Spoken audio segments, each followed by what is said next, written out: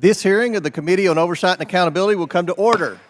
I want to welcome everyone here today. Without objection, the chair may declare a recess at any time. I now recognize myself for the purpose of making an opening statement. This hearing is the second in the Oversight Committee's investigation into the federal government's inadequate acknowledgement of and response to the Chinese Communist Party's campaign to infiltrate and influence America through a strategy known as political warfare. Americans outside of Washington have no difficulty identifying the CCP for what it is, an authoritarian communist regime enslaving its own people and seeking to destroy America, which the CCP calls its, quote, chief enemy. The American people know that the CCP represents the greatest foreign threat to the American way of life.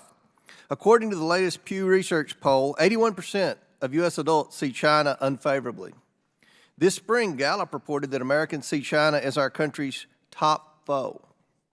Yet too few federal agencies have recognized that. For decades, the CCP has waged an aggressive campaign of political warfare, a strategy to weaken our nation without ever firing a shot. The end goal is clear: to weaken and defeat America. The committee's government-wide investigation has brought federal agencies in to answer for their insufficient responses. We found that too much of Washington bureaucracy is incapable of or unwilling to address the CCP threat. Today, our witnesses will testify about how the CCP is seeking to subvert our open system of government and society. These witnesses have great insight into CCP influence within federal agencies, the intelligence community, international institutions, and business circles. To be clear, it is the Chinese Communist Party who is to blame here, not people of Chinese descent, who themselves are often singled out by the CCP using these exact influence tactics. Despite the fact that CCP political warfare targets and threatens all Americans, why do many federal agencies fail to speak honestly to the American people about the CCP? Too many federal officials do not realize that they have fallen for CCP influence tactics in ways that cause some officials to reflexively dismiss the truth about this communist regime. Worse, some federal officials go so far to actually excuse the CCP's actions. Some agencies do so despite abundant evidence that the CCP is spying on Americans, fueling the fentanyl crisis that is killing tens of thousands of Americans each year, stealing trade secrets to stifle American innovation, harassing Chinese students who dare speak out against the regime, threatening our energy grid and critical infrastructure, infiltrating our food supply, and much, much more. To say that it is somehow racist or inappropriate for federal agencies to aggressively combat the CCP threat plays directly into the party's hands. The CCP uses many tools and people to wage political warfare against America. Through what is known as the United Front, the CCP manipulates networks to carry out relationship-focused influence campaigns through a multitude of proxies. The United Front has long used proxies found in the business community amongst cultural and political leaders, in international organizations, and in other influence circles to advance the regime's destructive ambitions. The CCP prioritizes seeking to influence key players in prominent business circles to curry good favor for the party, shape U.S. decision-making, and exploit U.S. businesses. Through deceptive but enticing business deals, the CCP has lured many American businesses into the lion's den that is China. Once relying on China, too many U.S. companies fall prey to, quote, elite capture. They may find that they feel they have little choice but to support CCP interests to the detriment of their own business and our nation. CCP elite capture tactics have also seeped into federal agencies, influencing their approach to China.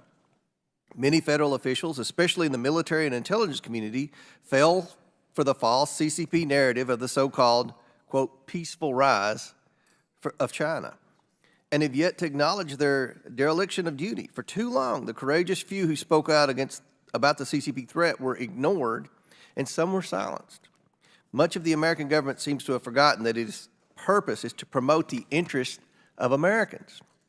When federal officials transparently message to the public about the CCP threat, they should also help inspire and equip Americans to strengthen their communities, innovate, and create, which will secure a strong and prosperous future for our nation.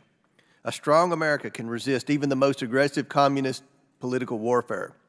I thank the witnesses for appearing today and look forward to your testimony. I now yield to Ranking Member Raskin for his opening statement. Thank you, Mr. Chairman. Welcome to our witnesses. The majority has convened a hearing on defending America from the Chinese Communist Party's political warfare. This is paradoxical because our colleagues have spent the last 18 months spreading disinformation from Alexander Smirnov that Moscow and Beijing have clearly used as political warfare against America as part of their collapsed impeachment inquiry against President Biden. All over the world, from the autocrats in Moscow to the communist bureaucrats in mainland China to the theocrats in Saudi Arabia, the enemies of constitutional democracy and freedom seek to destabilize the American government. The tyrants of the world are targeting Joe Biden and promoting Donald Trump, who has fawningly described President Xi as a brilliant man, who has called Vladimir Putin a genius, and who has said he fell in love with Kim Jong-un. While Donald Trump has described President Xi as a very good man, China is in fact an authoritarian police state and violator of the human rights and civil liberties of hundreds of millions of people. President Xi has persecuted, incarcerated, and oppressed the Tibetans, the Uyghurs, and the people of Hong Kong and Taiwan. Xi has made common cause with his fellow tyrants, forming a no-limits alliance with Putin's Russia just a few weeks before Putin's illegal invasion of Ukraine in 2022. Beijing maintains a defense treaty with Pyongyang and is a key ally to Kim Jong-un, a third-generation dictator and communist monarch who presides over a totalitarian dungeon for his people. At our last hearing on the CCP's political warfare, Professor Tim Snyder explained how Chinese propaganda ploys have succeeded because certain American officials, including, sadly, some members of this committee, have parroted Russian and Chinese state disinformation. In The Atlantic, Ann Applebaum describes how the CCP's political propaganda against the U.S. both undermines American faith in our own political institutions and helps to consolidate domestic repression in China. As she puts it, quote, "If people are naturally drawn to the image of human rights, to the language of democracy, to the dream of freedom, then those concepts have to be poisoned. That requires more than surveillance, more than close observation of the population, more than a political system that defends against liberal ideas. It also requires an offensive plan, a narrative that damages both the idea of democracy everywhere in the world and the tools to deliver it." Far from opposing these autocrats, Donald Trump has joined them in attacking our democracy by promoting utterly debunked claims of election fraud and orchestrating a lawless and violent campaign to overturn the legitimate results of the 2020 presidential election. He has openly stated his desire to pardon criminal insurrectionists and to rule as a dictator, using government not for the common good, but to pursue his political enemies and to enrich himself and his family. As president, Donald Trump received millions of dollars from the Chinese government and state-owned companies, to say nothing of the valuable trademarks Chinese authorities rushed to grant him and his family. In exchange, he opposed sanctions against Chinese telecom companies and banks, even when they threatened our national security. He assured President Xi that sending Uyghurs to forced labor camps was, quote, exactly the right thing to do, and that violently cracking down on pro-democracy protests in Hong Kong was acting very responsibly. He even tried to cancel military exercises with Japan and South Korea because China complained about it. While Donald Trump has proclaimed that he and Xi love each other, the Biden-Harris administration has responded forcefully to the political, security, and economic challenges posed by the CCP. As Secretary Blinken put it, the U.S. relationship with China is the biggest geopolitical test of this century. The Biden administration has shored up our democratic institutions to withstand attacks from autocrats and strengthen our alliances with democracies both in Europe and the Indo-Pacific. While Trump has said he would encourage Russia to, quote, do whatever the hell they want to any NATO member country that doesn't meet spending guidelines on defense, President Biden has established AUKUS, a security pact with Australia, the UK, and the US to help sustain peace in the Indo-Pacific. Domestically, bills championed by congressional Democrats and signed into law by President Biden, including the Inflation Reduction Act, the Bipartisan Infrastructure Law, and the CHIPS and Science Act, are investing in American workers and innovation, creating hundreds of thousands of manufacturing jobs here and establishing domestic supply chains in strategic industries. These are big wins, not just for our economy, but for our national security. President Trump has idolized and emulated dictators like Xi and Putin and worked to move our country towards authoritarianism and away from democracy and the rule of law. In stark contrast, the Biden-Harris administration recognizes that the key to outcompeting the People's Republic of China lies in defending the extraordinary journey of American democracy, the enduring strength of our international relationships, and the revitalization of our economic competitiveness. I look forward to exploring these themes with our expert witnesses, including our distinguished former colleague, Tom Malinowski. Thank you, Mr. Chairman. I yield back. I'm pleased to introduce our witnesses today. All witnesses are testifying in their personal capacities. Mary Kissel, did I pronounce that right? Kissel. Hey, okay. Is the Executive Vice President and Senior Policy Advisor at a financial services firm where she provides advice on macroeconomic trends and geopolitical risk. Prior to this role, she served as the Senior Advisor to the U.S. Secretary of State, Mike Pompeo. Before joining the State Department, Ms. Kissel spent 14 years on the Wall Street Journal editorial board as Chief Foreign Policy Commentator in New York and editorial page editor for Asia Pacific, based in Hong Kong. Captain James Fannell is a retired U.S. Navy captain. He worked as a naval intelligence officer specializing in Indo-Pacific affairs for almost 30 years. Most recently, he served as the Director of Intelligence and Information Operations for the U.S. Pacific Fleet. Throughout his career in the Navy, he served in an unprecedented series of afloat and offshore, ashore assignments focused on China. He was also a founding member of the Committee on Present Danger China. He is currently a government fellow with the Geneva Center for Security Policy. Eric Bethel is a former U.S. Executive Director at the World Bank, where he participated in the analysis and development of over $100 billion of capital in the developing world. He is currently a partner at a venture capital fund focused on maritime sustainability. Prior to these roles, Mr. Bethel worked as an investment banker and private equity professional focused on developing markets and served as managing partner of Sino-Latin Capital and managing director of China Vest in Shanghai, China.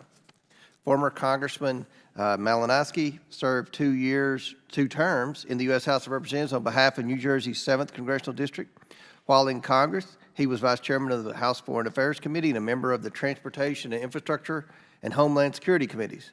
Since leaving Congress, he has been a senior fellow at the John McCain Institute and serves on the boards of Radio Free Europe and Refugees International.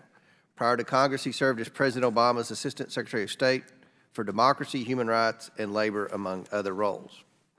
Pursuant to Committee Rule 9G, the witnesses will please stand and raise their right hand. Do you solemnly swear or affirm to tell the truth, that the testimony that you are about to give is the truth, the whole truth, and nothing but the truth, so help you God? Let the record show that the witnesses answered in the affirmative. Thank you, and you all may take a seat. We appreciate you being here today and look forward to your testimony. Let me remind the witnesses that we have read your written statement and will appear in full in the hearing record. Please limit your oral statement to 5 minutes. As a reminder, please press the button on the microphone in front of you so that it is on and the members can hear you. When you begin to speak, the light in front of you will turn green. After 4 minutes, the light will turn yellow. When the red light comes on, your 5 minutes have expired, and we'd ask that you please wrap up. I now want to recognize Ms. Kissel for her opening statement. Mr. Chairman, Ranking Member, distinguished members, I'm honored to testify today on the Chinese Communist Party's influence operations and their impact on the Department of State. As former senior advisor to the Secretary, I was one of the few officials who worked across all bureaus and with many of our missions abroad. I saw firsthand China's vast influence operations and why they are a threat to our national security. Xi Jinping has accelerated China's influence operations via expansion and empowerment of the United Front Work Department and other party state apparatuses. Often, these operations seem innocuous and like even friendly exchanges. Sister city agreements, business chamber meetings, think tank conferences, and interviews with Chinese propaganda outlets, to name a few, are all opportunities for gray zone influence operations. Many of these activities are legal under current U.S. law. The Chinese party state targets our diplomats most obviously by attempting to soften their views of its totalitarian regime through formal state-to-state engagement, giving the impression of productive work. Unfortunately, talking to party officials isn't the same as talking to our democratic allies. Beijing uses these exchanges to give itself breathing room to further China's foreign policy priorities and to distract us from the regime's economic coercion, gross human rights violations against the Chinese people, the People's Liberation Army's accelerating militarization, and many other transgressions. This is why our diplomats must always prioritize tracking what China does rather than what its officials say. The Xi regime regularly conducts influence operations within our own borders because we, as a democratic society, allow party officials freedom of movement and speech that no ordinary Chinese citizen enjoys at home. In contrast, our diplomats must apply for advance permission to travel or meet with Chinese officials, permission that is regularly refused without explanation or recourse, and are closely surveilled and even harassed while doing normal diplomatic work. Additionally, Beijing maintains an unofficial presence in our country, often cloaked as civil society organizations or community-based organizations that ultimately report to and receive money from the party, and in some cases, instructions from China's Ministry of Public Security. We worked to correct these imbalances during the Trump administration using the tools available to the department, such as shuttering China's Houston consulate for its malign activities and reinvigorating long-standing but long-ignored restrictions on Chinese diplomats' travel. Yet we are far from achieving parity in the treatment of our diplomats. More perniciously, China has proved adept at using states' bureaucratic structure to its advantage.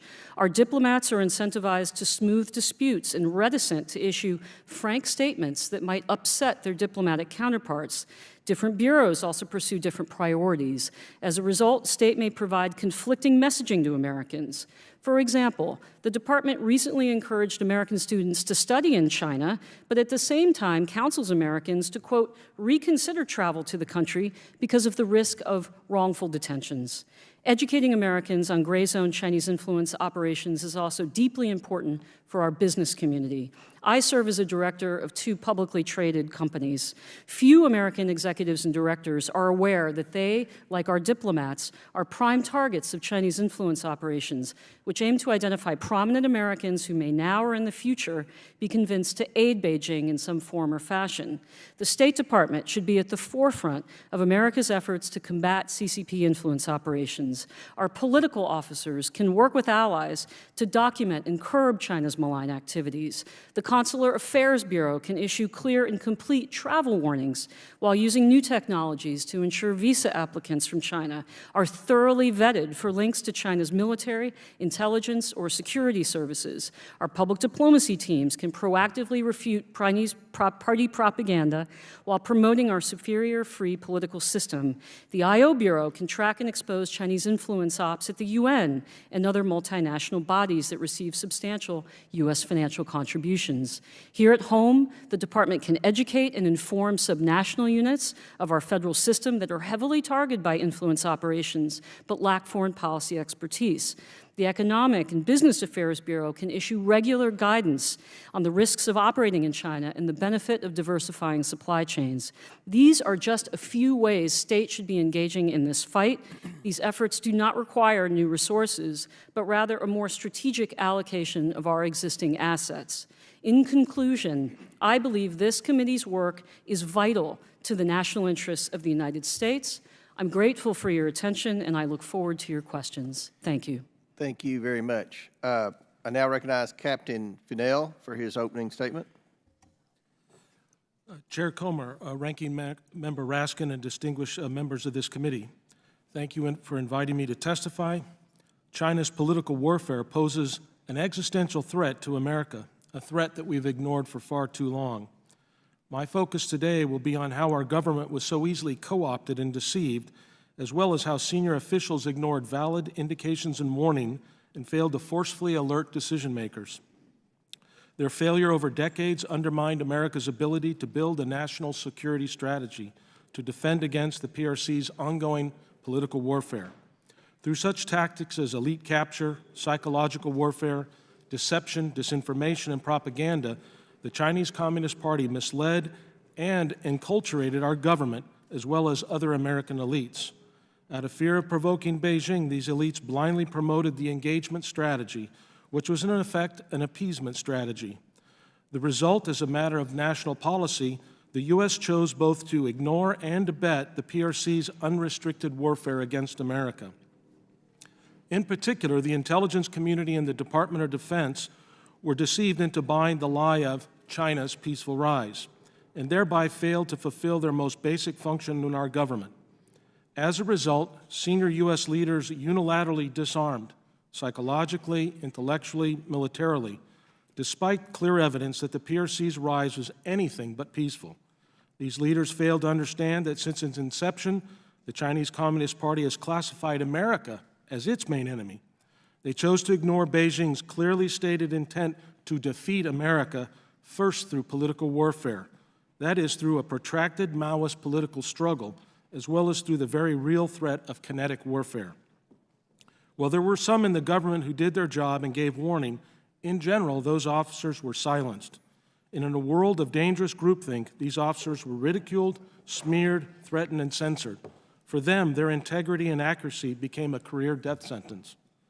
Thus, the question to be answered by this committee should be, why did the U.S. National Security Committee, specifically the IC and DoD, fail to recognize this dangerous strategic trend line?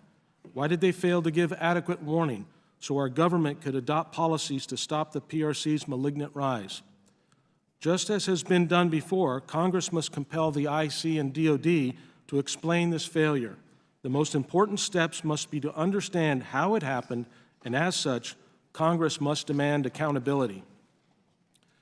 Questions that must be answered also include, how did the PRC's political warfare organizations influence and deceive the IC and the DoD? What multiple failures occurred? Why were these failures not corrected internally? What assumptions and biases existed that colored IC and DoD reporting on China? As well as who understood the threat but was ignored or punishment for their accurate assessments. My written testimony provides 7 recommendations for you to use to address this clear and present danger. Today I will focus on just one, that the executive branch in Congress must admit that the U.S. national security community failed. These officials inherit a post-World War II Pax Americana, a position of overwhelming military and political dominance, and they squandered it. Admission of failure is the most important first step in establishing accountability and, more importantly, fixing the problem. Finally, I remain extremely concerned that our national defense today continues to be degraded by those who favor unconstrained and unaccountable engagement with the Chinese Communist Party, despite the overwhelming evidence of the PRC's malicious intentions and their lethal capabilities. Just as America must rapidly build the platforms and weapons necessary to deter and defeat the PLA, the U.S. government must also fight the PRC's political warfare operations, which have so badly subverted America's defenses. This must be done immediately. I strongly support this committee's work and will do whatever is possible to assist you to help America acknowledge our past failures and to fight against the Chinese Communist Party's political warfare. If the Republic is to survive these attacks, we must vigorously preserve our system of individual liberty, democracy, and rule of law. If we fail, America will surely fall under the boot of an expansionist, genocidal, and totalitarian Chinese Communist Party. I thank the committee for the opportunity to testify, and I look forward to answering your questions. Thank you very much. And now recognize Mr. Bethel for his opening statement. Mr. Chairman, Ranking Member, esteemed members of the Oversight Committee, I'm honored to address you today. This is a matter of critical importance, and that is China's expanding influence within multilateral institutions and the imperative that we have to address this development. Drawing from my own experience at the World Bank as the U.S. Director, I've witnessed firsthand the nuanced and strategic efforts that China has employed to enhance its presence within key international bodies. These efforts significantly impact global governance and regulations. China's concerted plans to augment its influence are evident across several pivotal organizations. For instance, China holds significant sway with the International Telecommunications Union, the ITU. This is an organization that actively helps shape the global telecommunications standards. In 2014, Zhao Holin was elected Secretary General, and he remained at the organization until 2022. During his tenure, China leveraged its influence at this organization to support companies such as Huawei and ZTE.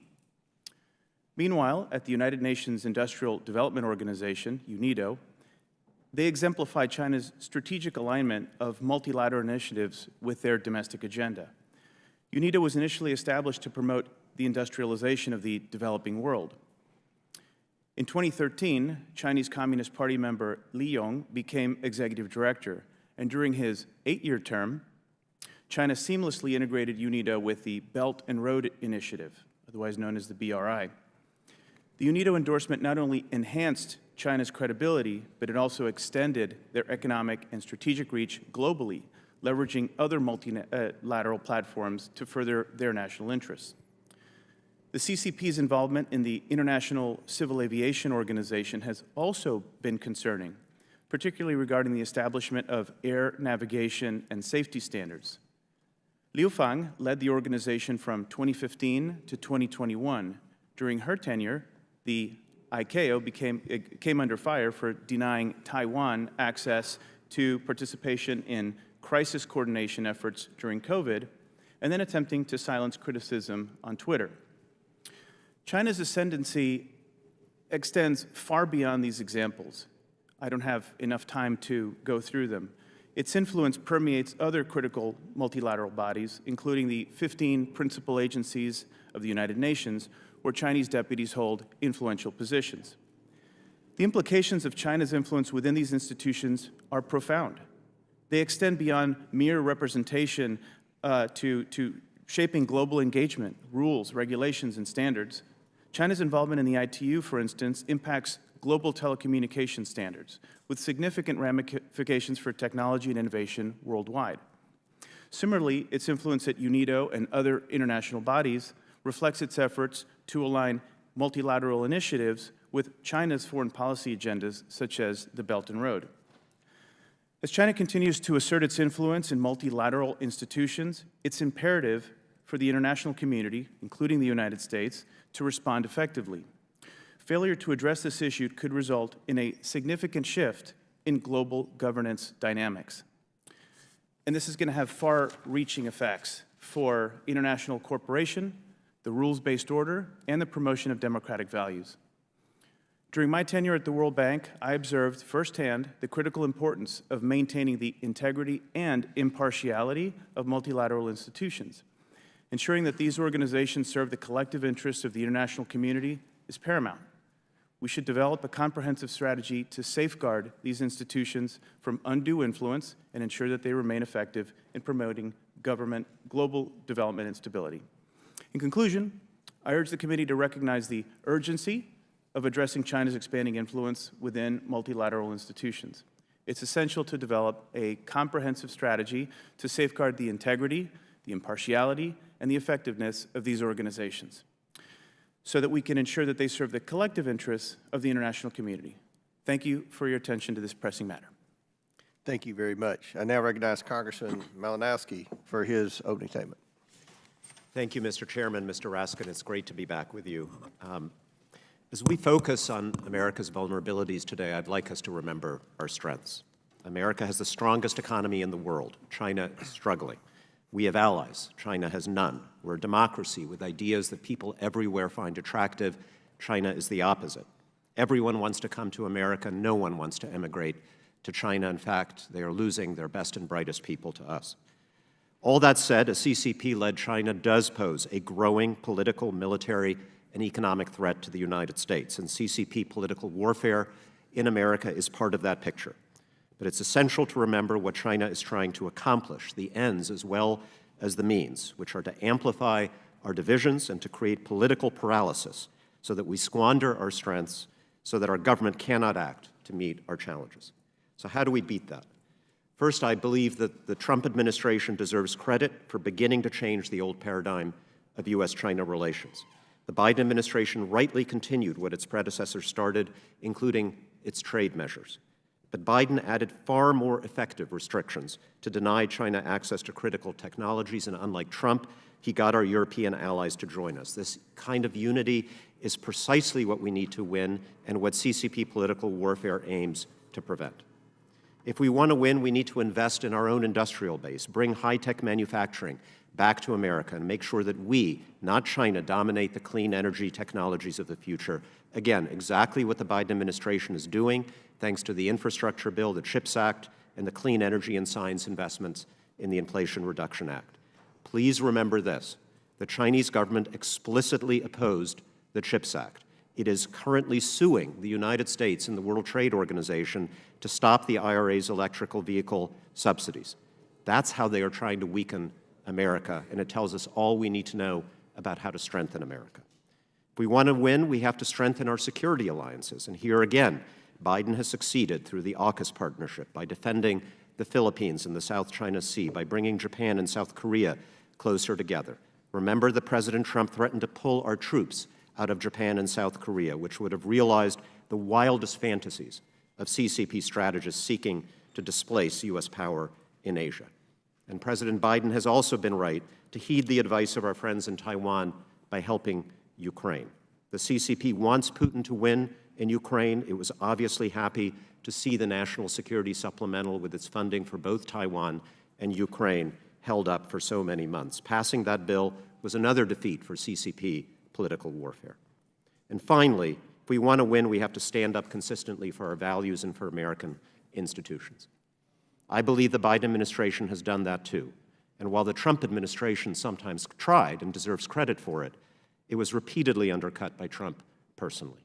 You don't win a contest of ideas with the CCP under a leader who says, as President Trump did, that Xi Jinping is, quote, smart, brilliant, everything perfect, because he, quote, runs 1.4 billion people with an iron fist. And finally, please remember this. One of the goals of CCP political warfare is to discredit the United States and our democracy. I went up against them many times as a diplomat. They tried to probe every single internal weakness we had in that way.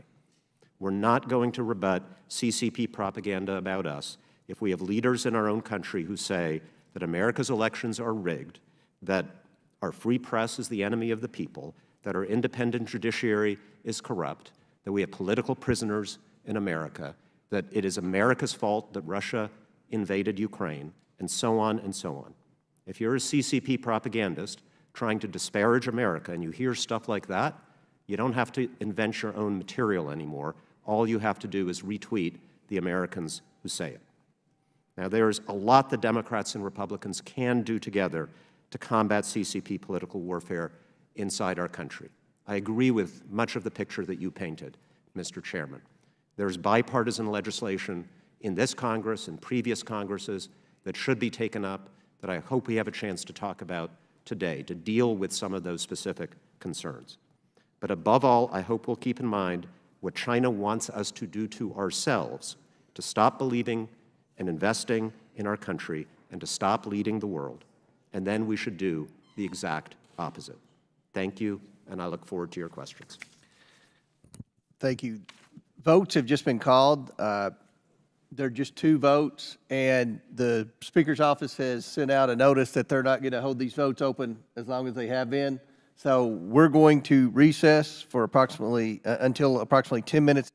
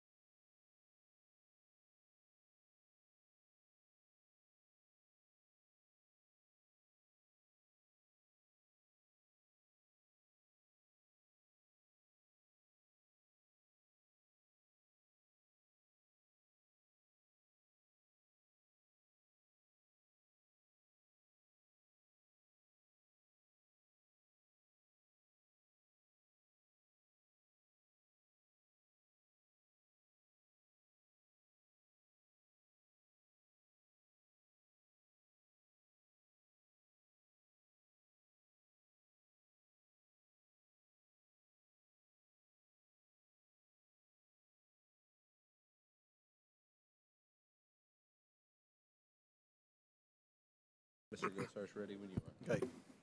The committee will now reconvene. I now recognize Mr. Gosar from Arizona for 5 minutes for questions. Thank you, Mr. Chairman. The corporate left is quick to cancel and adhere to wokeness and political correctness, but only in this country. In NFL stadiums, the end zone is covered with the word "End Racism" in enormous letters. But as the NFL expands to viewers in China, the racism occurring in China is not such a big deal anymore. Who cares if the Uyghurs are enslaved? Or if the racial and religious minorities like the Uyghurs and the members of the Falun Gong have their organs forcibly removed? It is all about people, profits over people, while pretending to be as clean as wind-driven snow, as Rush Limbaugh used to put it. The list of corporate hypocrites who cozy up to human rights abusers goes on, but I will not bore you with that right now. If you're going to rely on the goodwill of the corporate left to forego all the greed in China, you're going to be waiting a long, long time.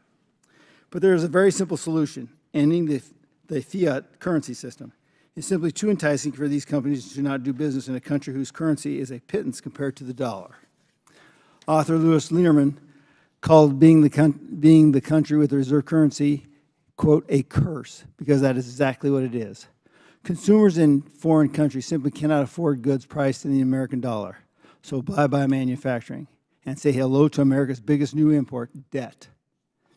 And if you wonder why big banks like the fiat system, a non-fiat monetary system would level the playing field between all countries and restore manufacturing to the United States. I appreciate the committee's desire to keep us safe from China.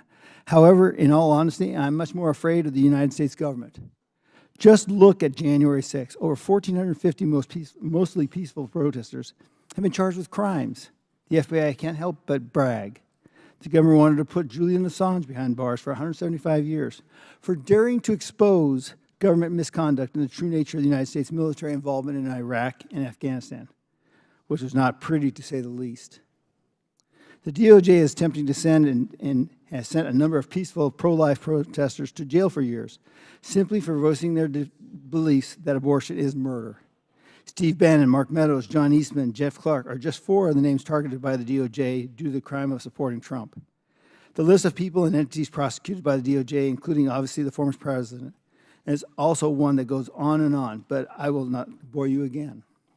I'm happy that the House leadership decided to investigate these atrocities on behalf of the American population, who supported Donald Trump by setting up the weaponization subcommittee run out of the Judiciary Committee.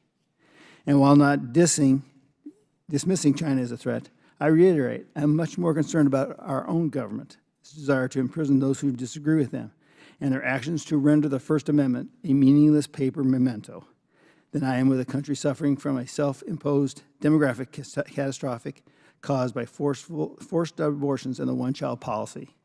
All this leads me to a simple question. How are we supposed to fight China when we're becoming China? I got a question for all of you.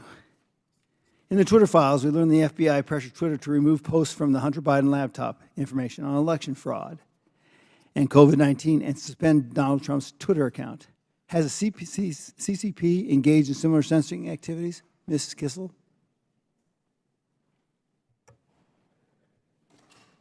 Thank you for your question, sir. I don't think that it's accurate to compare the United States, the world's most vigorous democracy, to a totalitarian Marxist-Leninist regime that is committing crimes against humanity and genocide. I'm here today to talk about what I believe to be a nonpartisan issue, which is the extraordinarily serious threat that the United States and American citizens here and abroad face from the Chinese Communist Party. And I strongly believe that this threat is differentiated from the threat that we faced during the Cold War, where they were over there and we were over here. This is a far more dangerous and complex threat. Our economies are intertwined, as my witnesses to my left have also articulated. This is unlike anything else we've ever faced. I spoke in my testimony about the gray zone activities that I believe are not adequately recognized and combated by the federal government. And I'm here in particular to talk about CCP influence on the State Department. I also work in the business community And I'm telling you, directors, CEOs are not aware of these threats. Now, part of the problem is that the Trump administration woke up America and the world to the threat of the CCP. We would not be having this hearing today were it not for the work that we did. The Biden administration has essentially adopted our framework and continued it.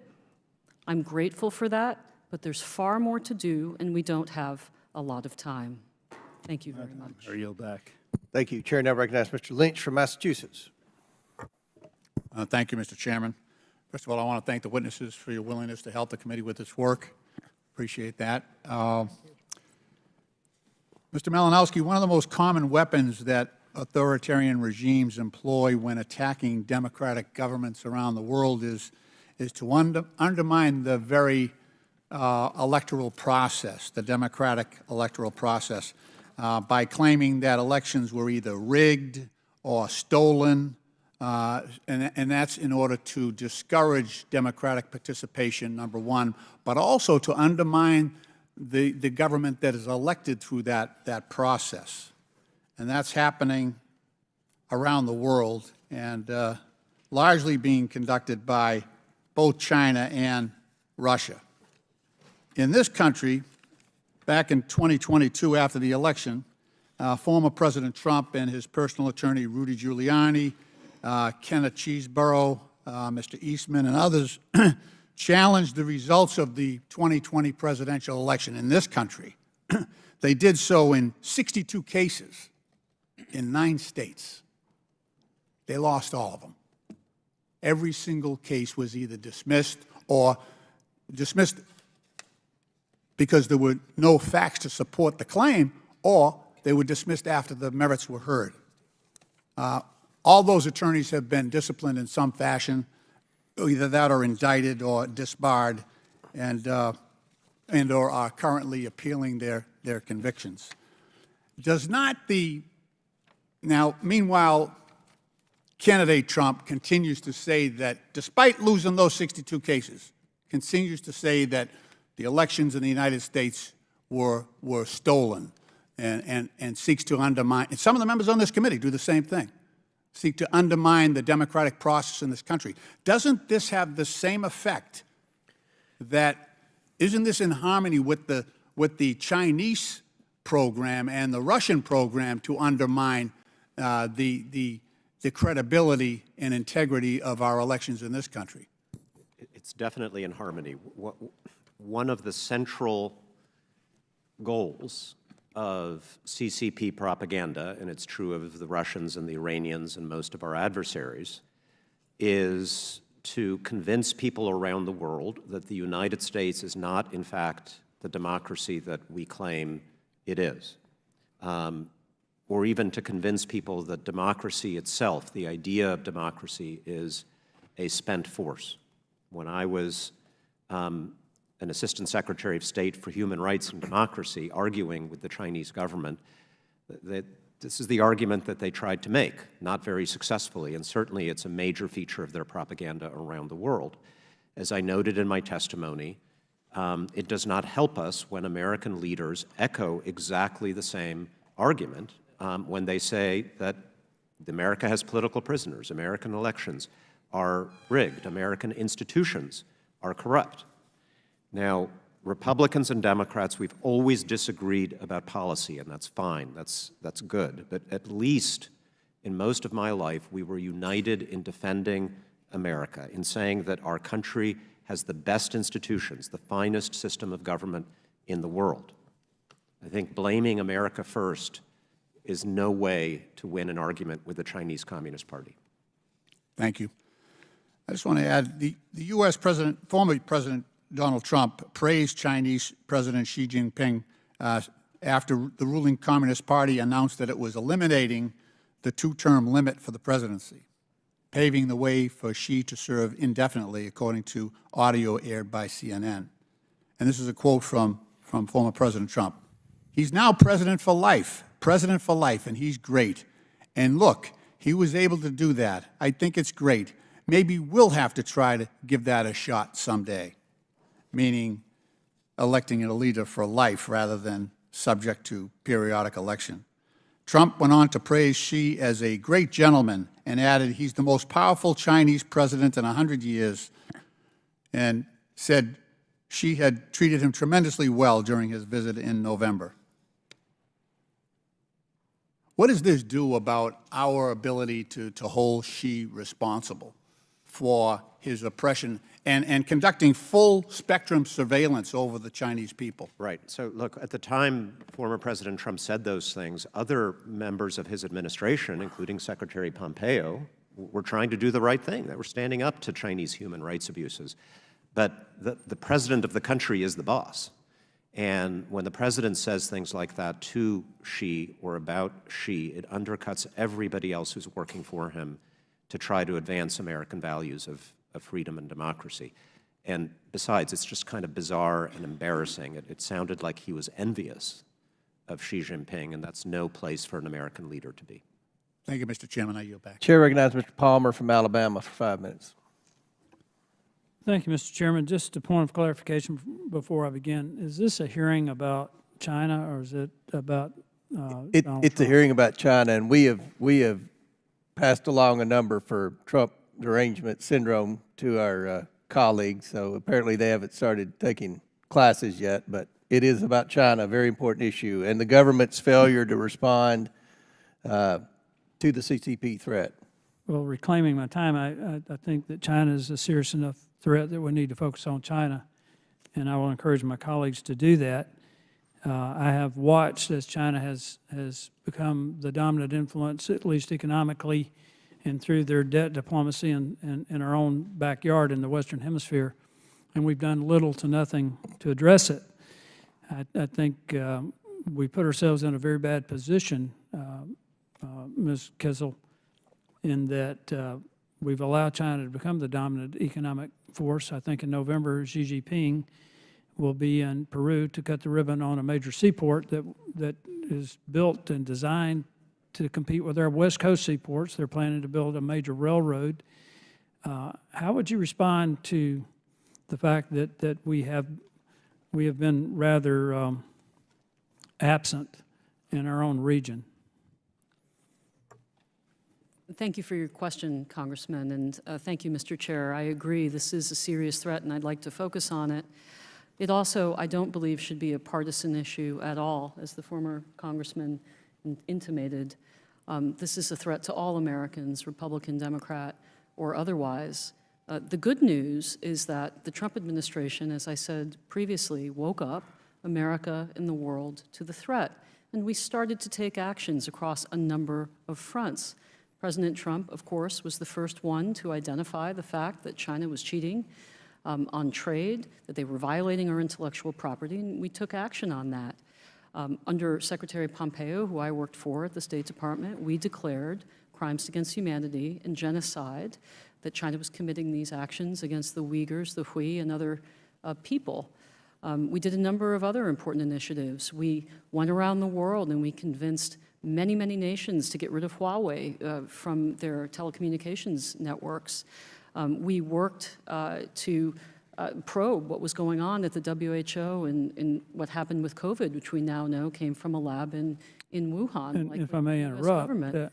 Correct. But we also... If I may interrupt. Yes, sir. When the Trump administration took action against China in regard to the spread of COVID, I think my colleagues across the aisle referred to him as a xenophobe. Well, again, I'd rather this not be a partisan hearing because I believe the threat is too grave to engage in that today. If I want to continue this dialogue, but I only have a couple of minutes left, and I want to talk about China's debt diplomacy. We know Pakistan, Kenya, Zambia, and Sri Lanka already, Laos, Mongolia, are all under tremendous pressure. We just saw what happened a couple of days ago in Kenya when the government there is trying to raise taxes just to pay their debt. I think Zambia and Sri Lanka defaulted on their debt. And that we're seeing this happen all over the world. It's not just sub-Saharan Africa, and it's happening in South America as well. Well, again, the good news is that at least U.S. investors, U.S. businesses are waking up. Look at the numbers of foreign direct investment into China. It's falling off a cliff. And if you go and you talk to our Latin American partners, our African partners, they want to do business with American companies. And I believe that the State Department could play a very constructive role in reaching out to these partners, partnering with U.S. business and saying, okay, where can we come in and compete and win? Because these nations don't want Chinese workers coming in, taking their jobs.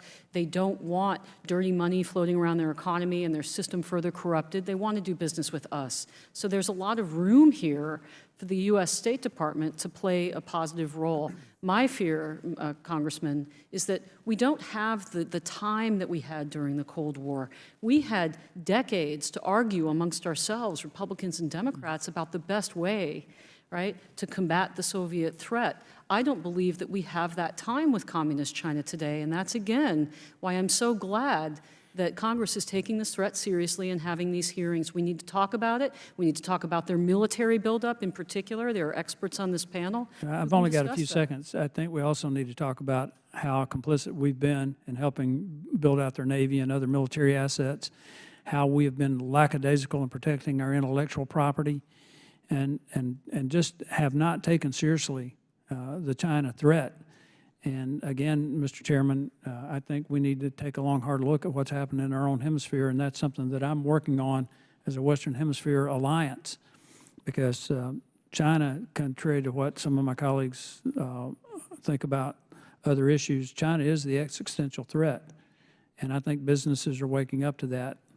We also need to wake up to the fact, though, that there are other countries around the world need us to engage and engage intelligently in this. And I appreciate every member of the panel here. I'm sorry I didn't get a chance to address the rest of you, and Tom, good to see you. But this is the existential threat facing our country, and I yield back. Very good. Chair now recognizes Ms. Brown from Ohio. Thank you, Mr. Chairman. As a member of the Select Committee on the Strategic Competition between the United States and the Chinese Communist Party, I have spent much of this Congress analyzing and evaluating the threat posed by the Chinese Communist Party's rising influence. Democrats and Republicans are clear-eyed about the critical ways in which we need to advance our national interests, politically, economically, and from a security standpoint, to be able to compete with the People's Republic of China on the world stage. The policies passed by House Democrats last Congress and implemented by the Biden-Harris administration are already working to do just that, bringing tens of thousands of good-paying manufacturing and technology sector jobs back to the United States. This is in part due to the legislation passed under Democratic leadership, like the CHIPS and Science Act. CHIPS and Science is an investment in American labor, the American workforce, and our economy, and ultimately, our national security.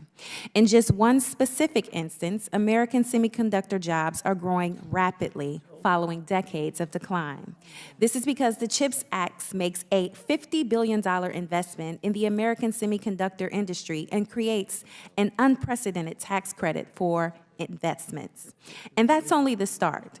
As a result of this federal kickstart, the American private sector is matching and surpassing government funding, announcing more than $160 billion in their own investment in semiconductor and other electronics manufacturing.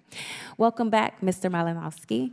I have a couple questions for you. How is the CHIPS and Science Act working to bring jobs back to American communities which have seen decline in manufacturing opportunities in the past?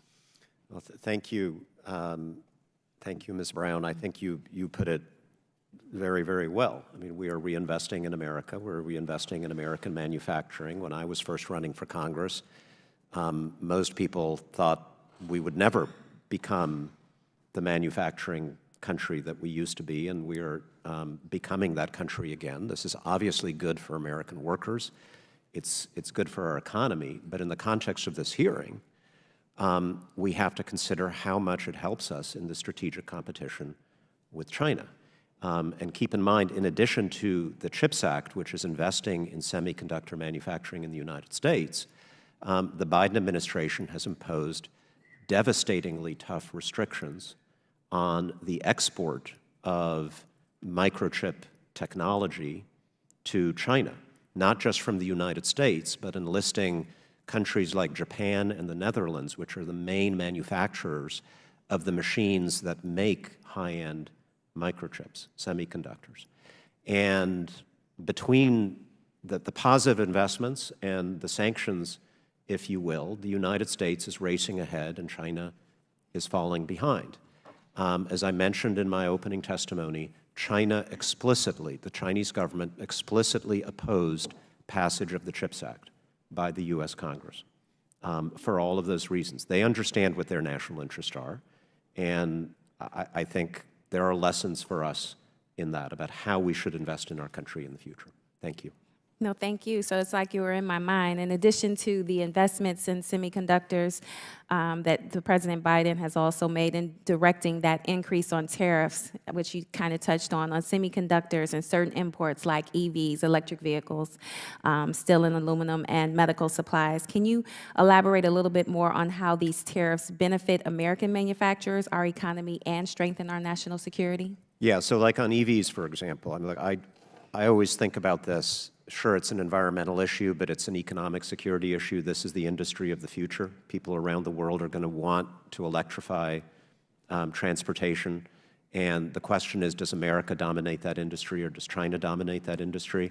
Again, we are not only investing in domestic manufacturing in clean energy industries through the Inflation Reduction Act, we are also imposing tariffs on Chinese-made EVs. And just a few days ago, at our urging, the European Union imposed its own tariffs on Chinese-made electric vehicles. And if anybody wonders where China stands on the Inflation Reduction Act, they are currently suing the United States in the World Trade Organization to try to take down those EV policies. So whatever we may think of it, it's absolutely clear where China stands. They want us to stop doing this because it hurts them. Thank you again.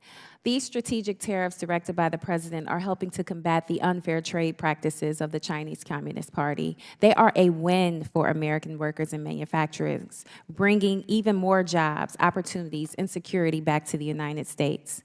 President Biden knows what so many of us in Ohio and other manufacturing states know. Bringing jobs, opportunities, and technology back to the United States is the best way for us to compete economically with the Chinese Communist Party.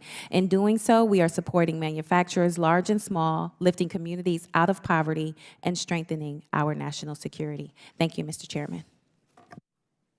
Chair now recognizes the gentleman from Pennsylvania, Mr. Perry, for 5 minutes for his questions.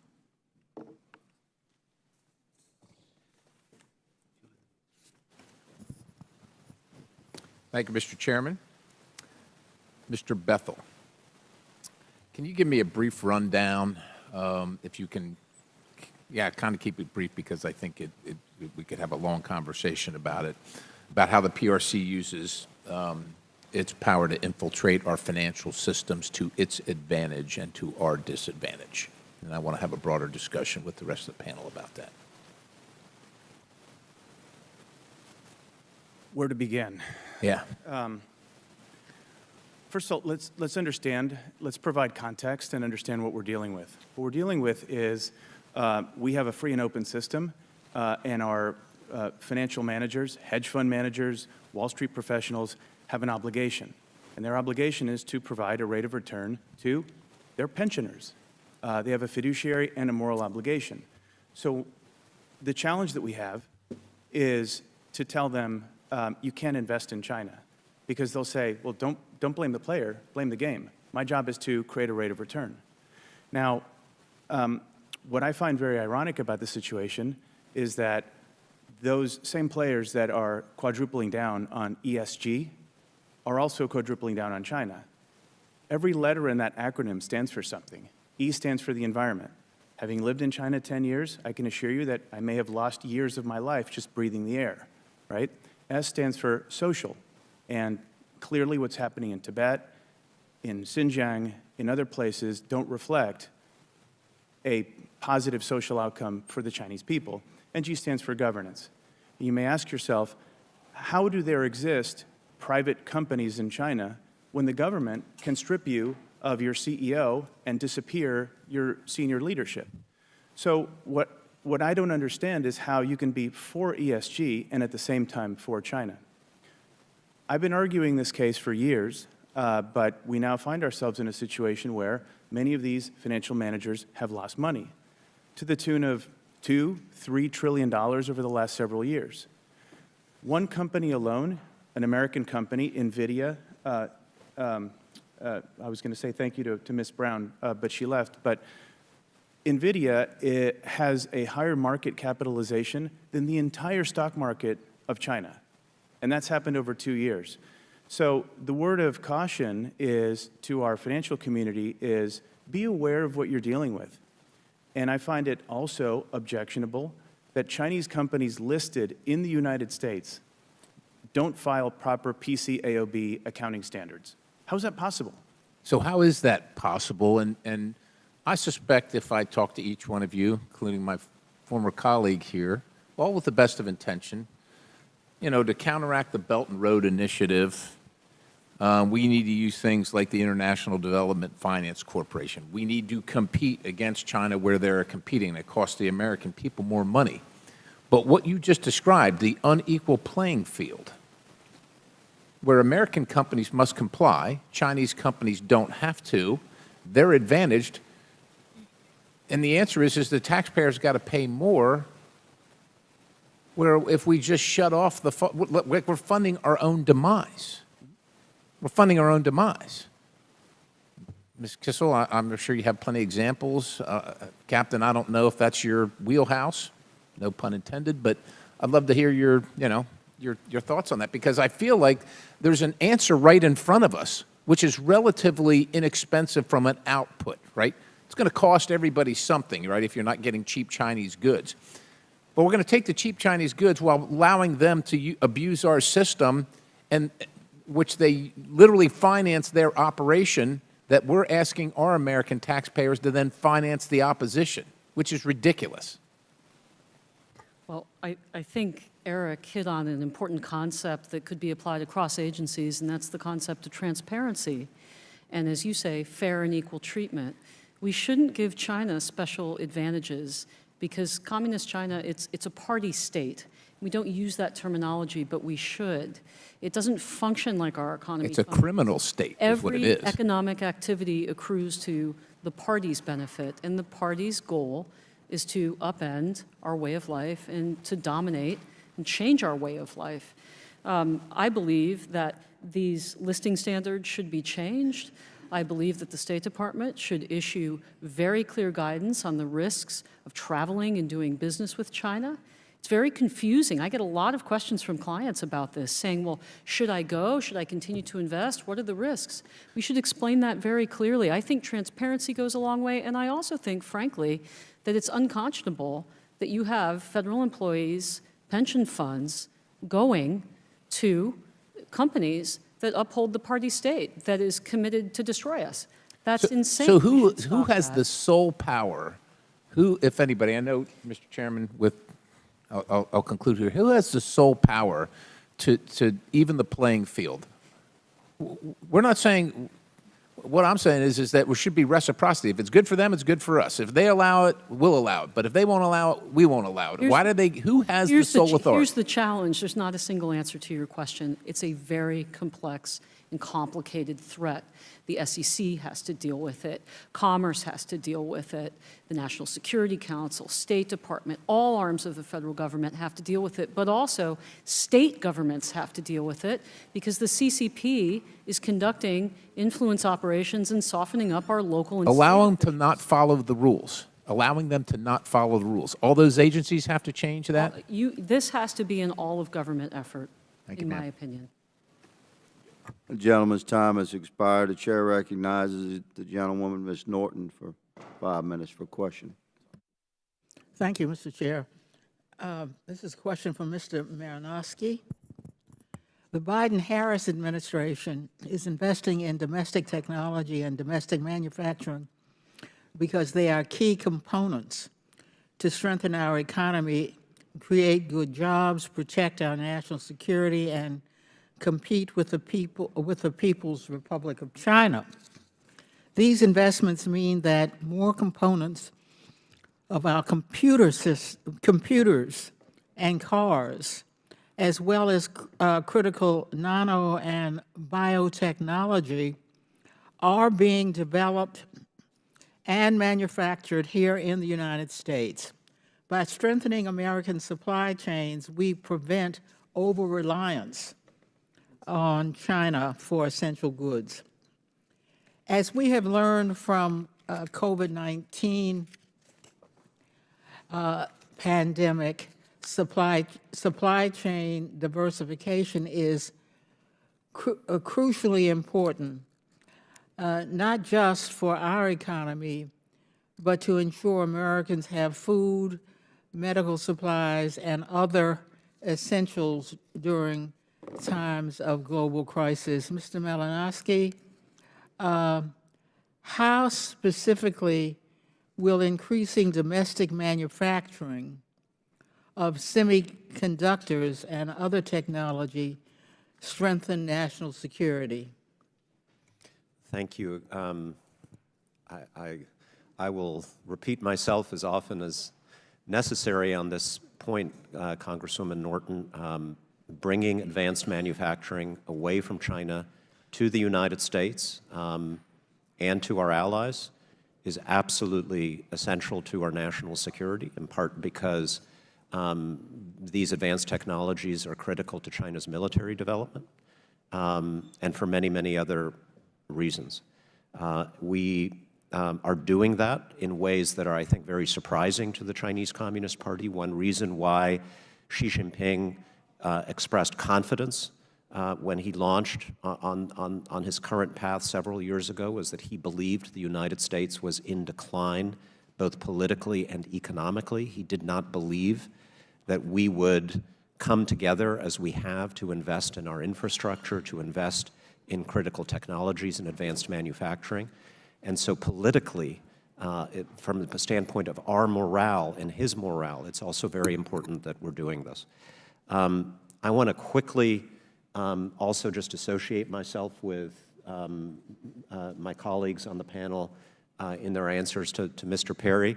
I enjoy the rare moments when I can agree with Mr. Perry. It didn't happen often when I was here, but we both enjoyed it when it happened.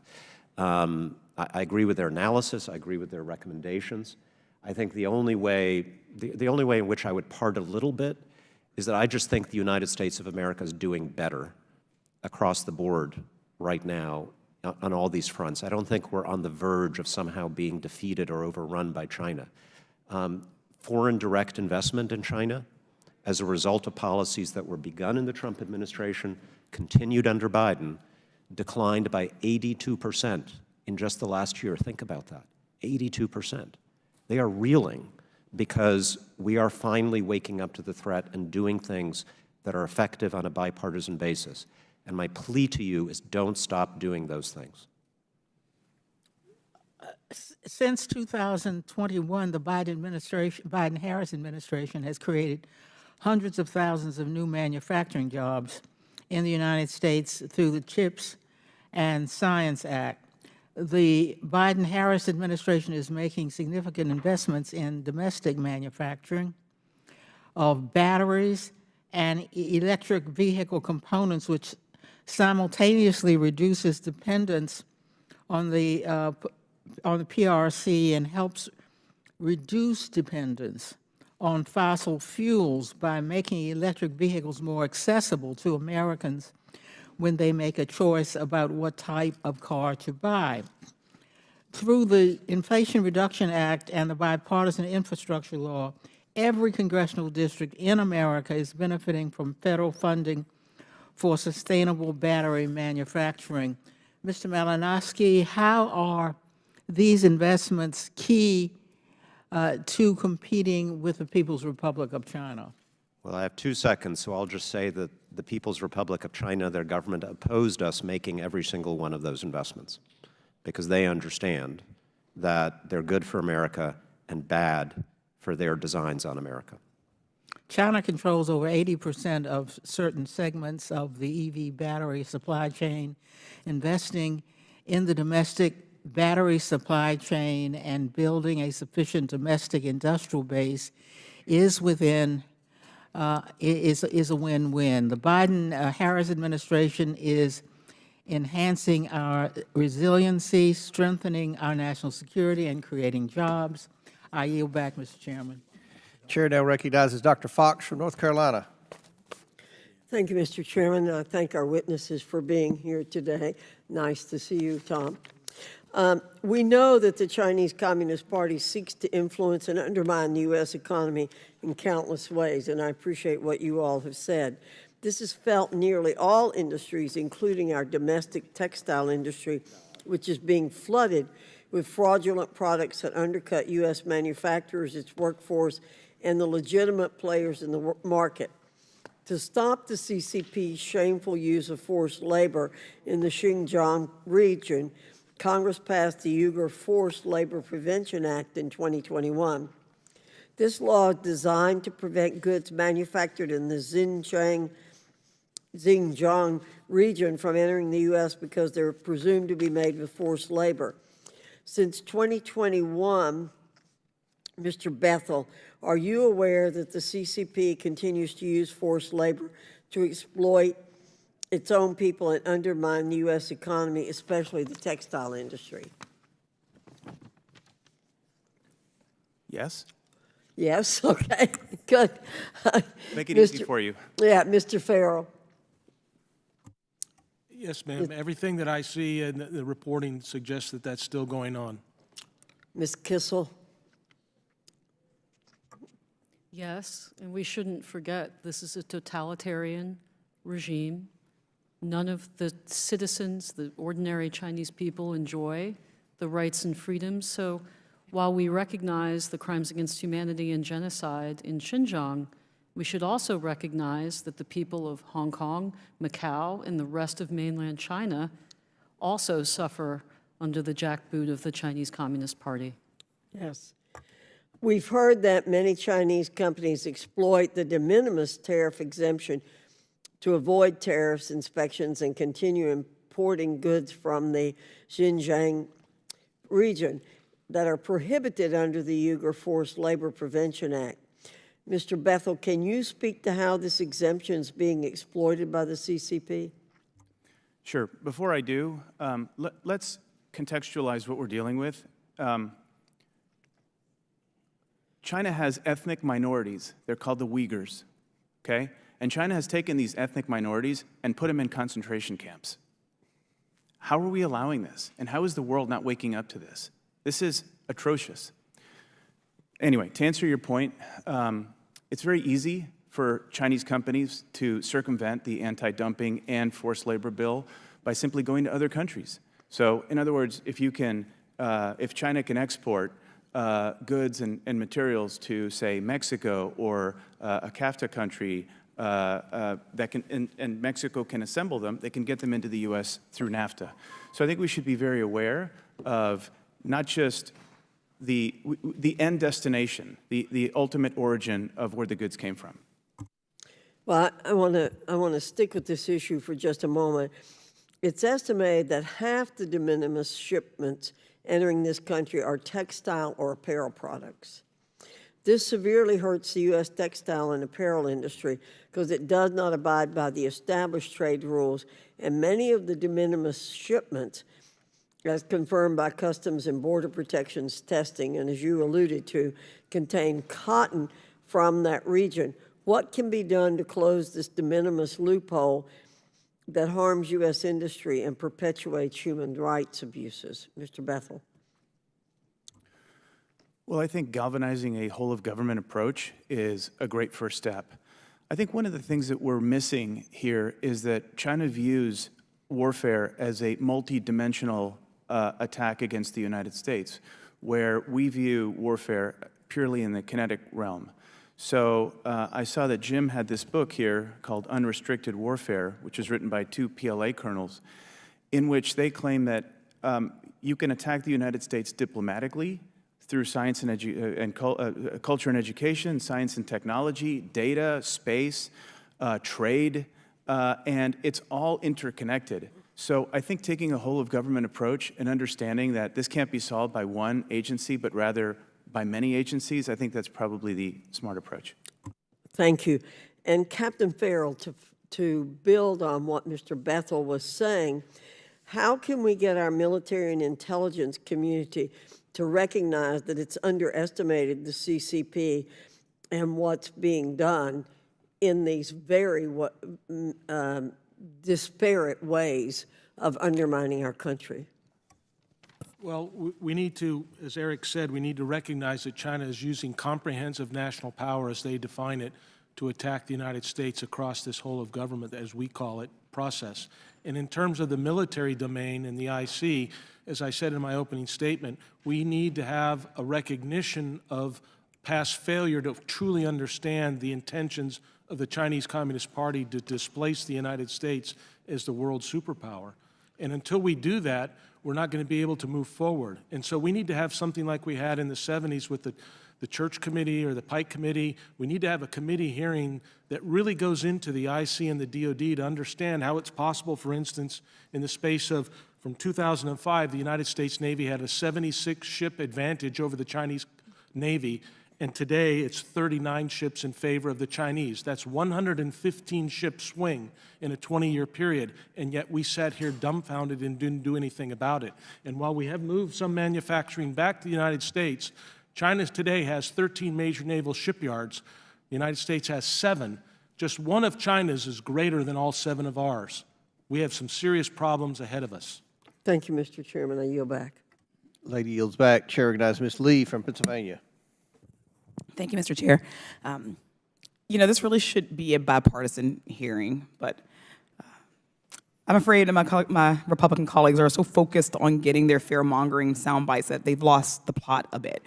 Because there's a lot on this topic we can agree on. American jobs, for instance. We all want to see manufacturing come back to our communities.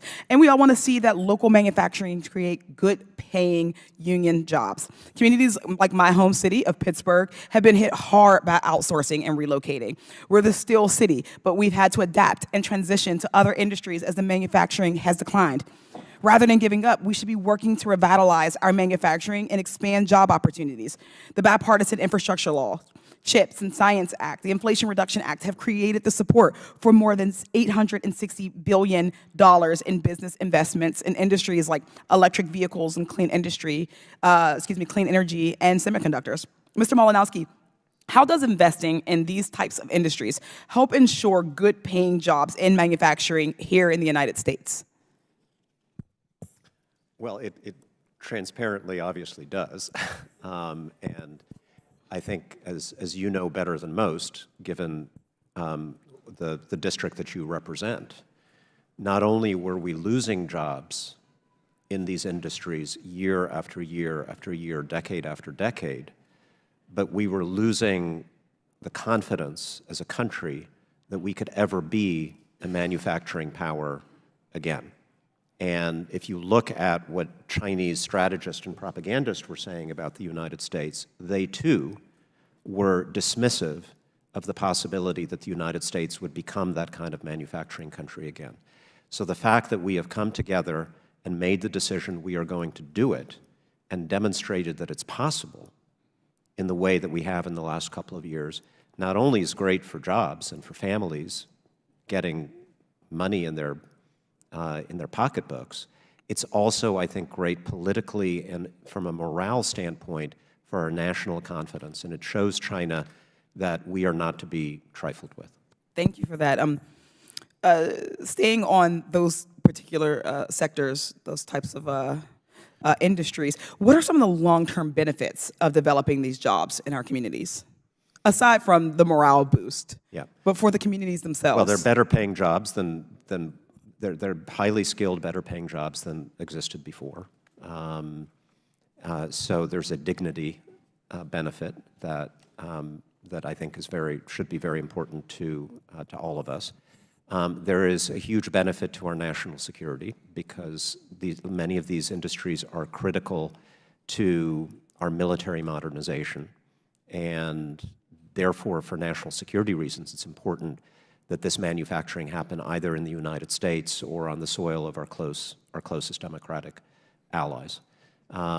So, you know, the benefits are infinite, the drawbacks are zero, And I keep coming back to China explicitly did not want us to do this, and that tells us everything. Thank you. Of course, this is just the start, right?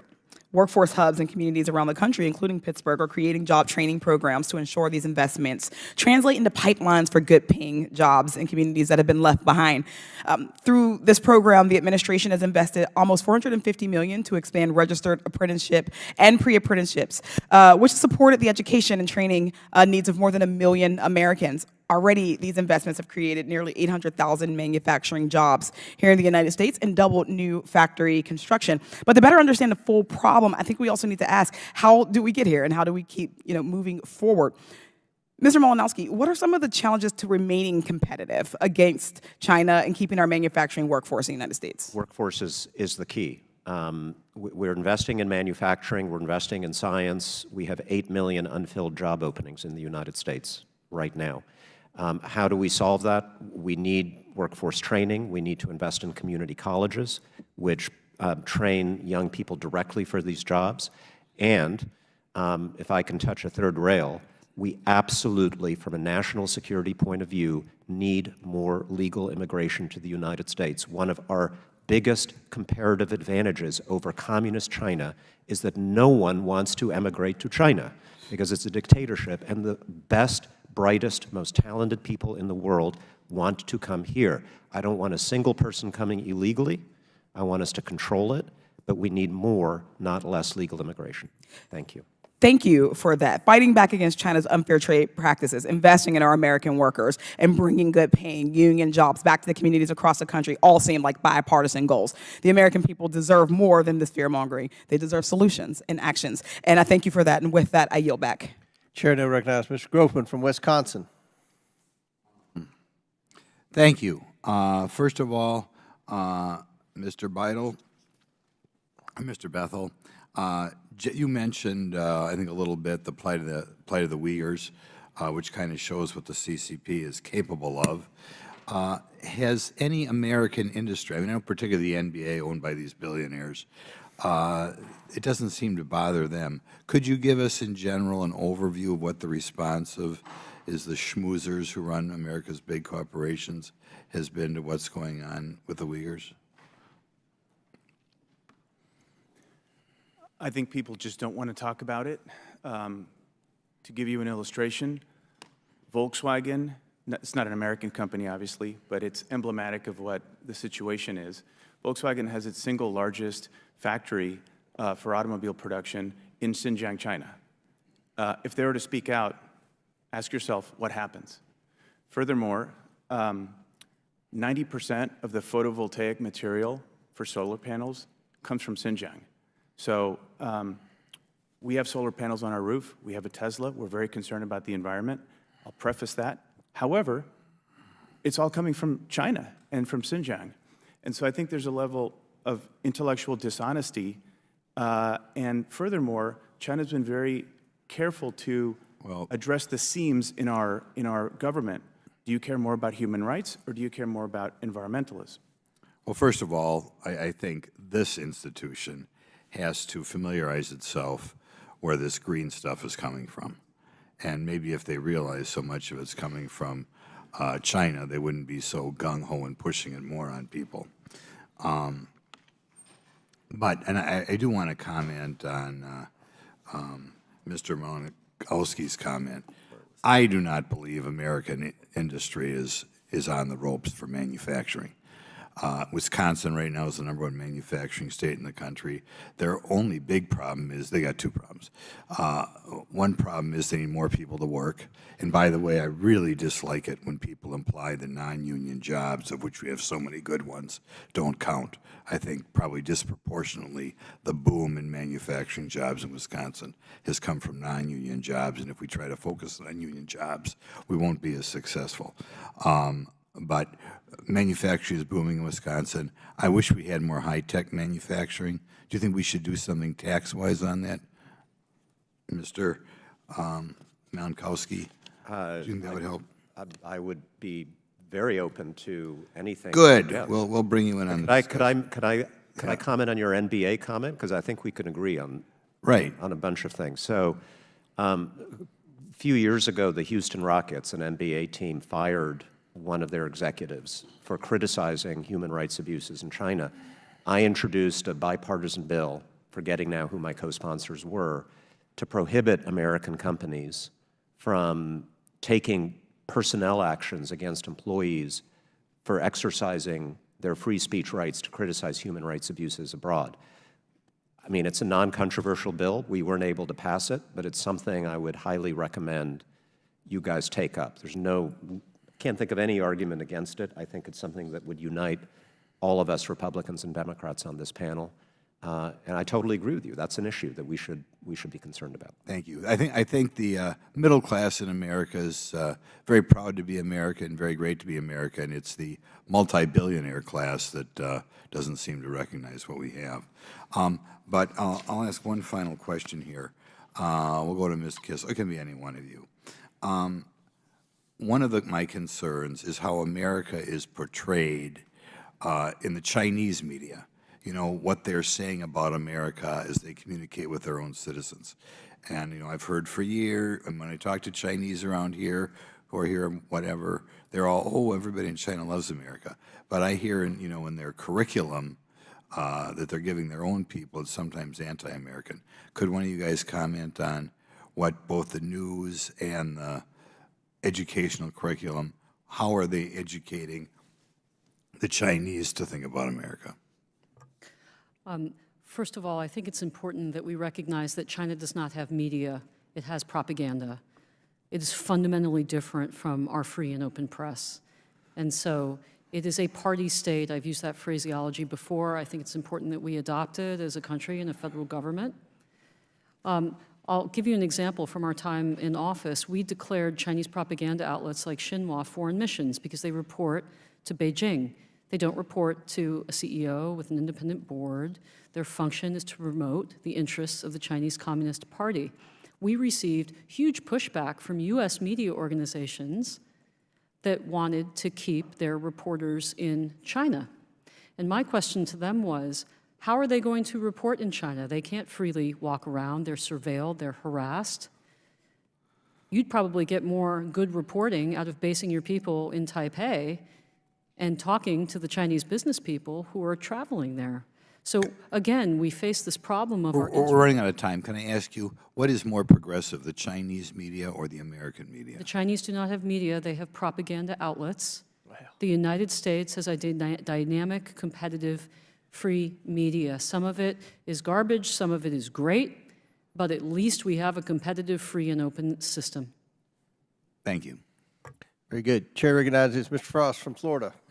Thank you, Mr. Chair. So when we talk about the threats posed by the CCP, I think it's important that we make sure that the actions to counter those threats don't also undermine our own democracy in the process. Otherwise, we play right into the hands of our adversaries and folks who wish to destabilize our country.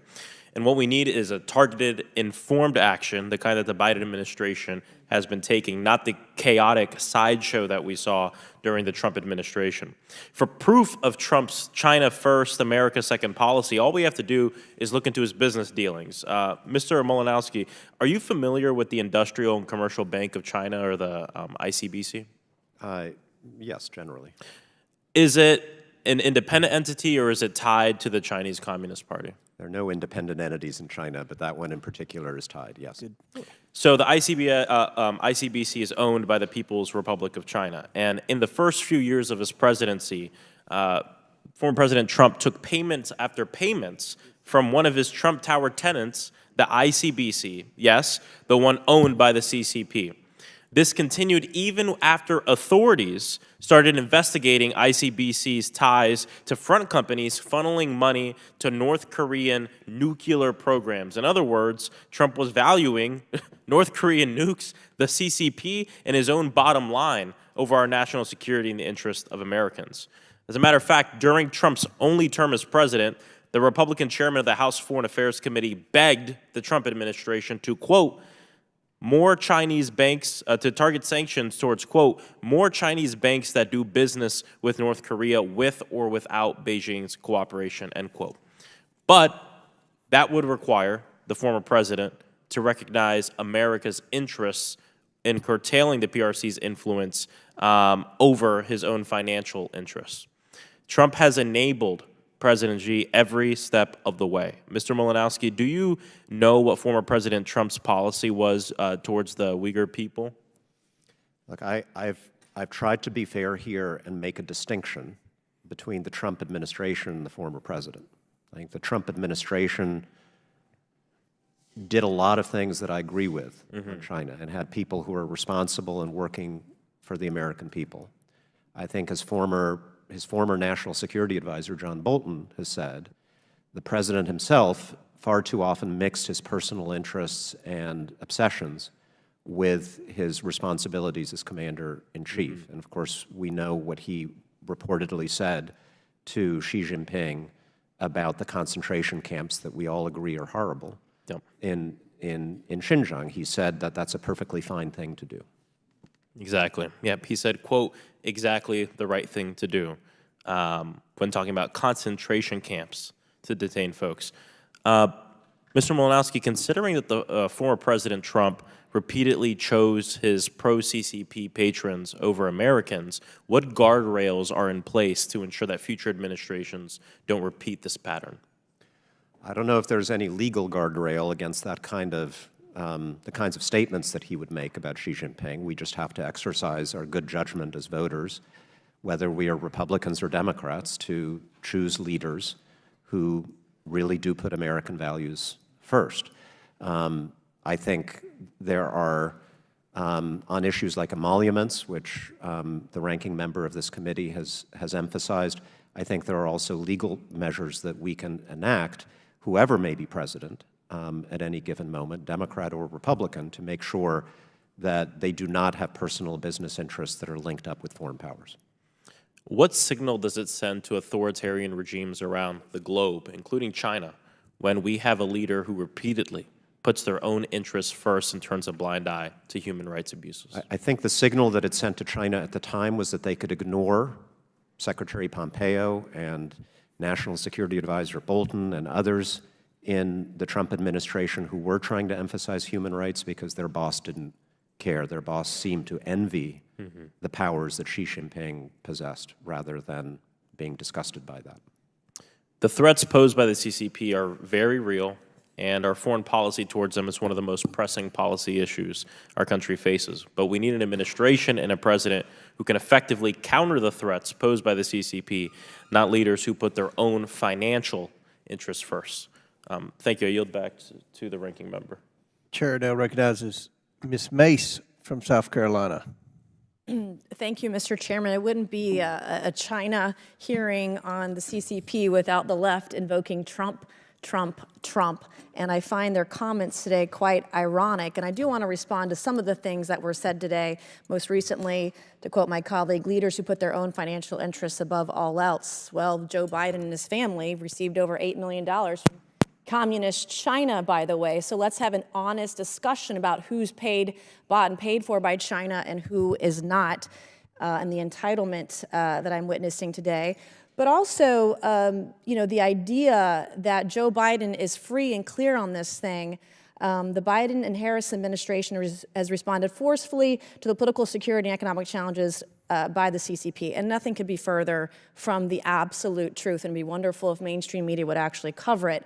But here's some of the things that they've said, that Biden has said and the Harris administration, that they don't want to contain China. Biden called Xi Jinping a smart guy, end quote. He described his relationship with Xi Jinping as a, quote, friendship. He said of the CCP, Joe Biden said directly, that they're not bad folks. He said also that it's in our own self-interest that China continues to prosper. But is it? It's not actually. It's actually unsafe for the entire world, not just the United States. Also, Joe Biden called travel restrictions with China during COVID hysterical, xenophobia, and fear-mongering. So I see a lot of hypocrisy from my colleagues on the other side of the aisle today. And even worse so, the fact that they want to place an attack on democracy on Trump or Republicans is actually hysterical, and it is actually a lie. It was just last year when the ranking member of this committee, when discussing Smirnoff today, called that witness, when we were going over the FBI 1020 form, as trustworthy and credible, because that is what the FBI told members of this committee. I am just tired of the lies. I'm tired of the attacks on Republicans. And to quote my colleague earlier today, that we want to damage the idea of democracy, that Donald Trump attacks democracy.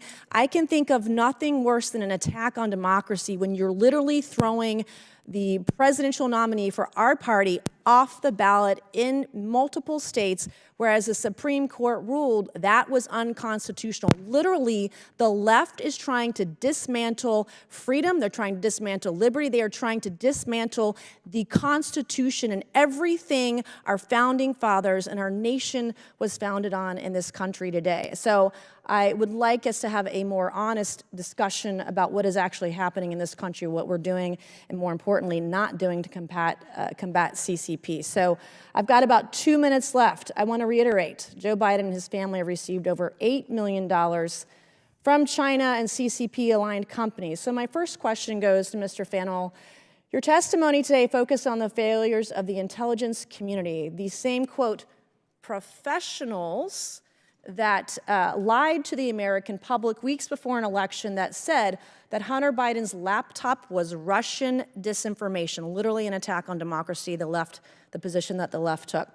What steps, in your opinion, are necessary to ensure that bias and faulty assumptions don't poison the intelligence that our nation and her people rely on?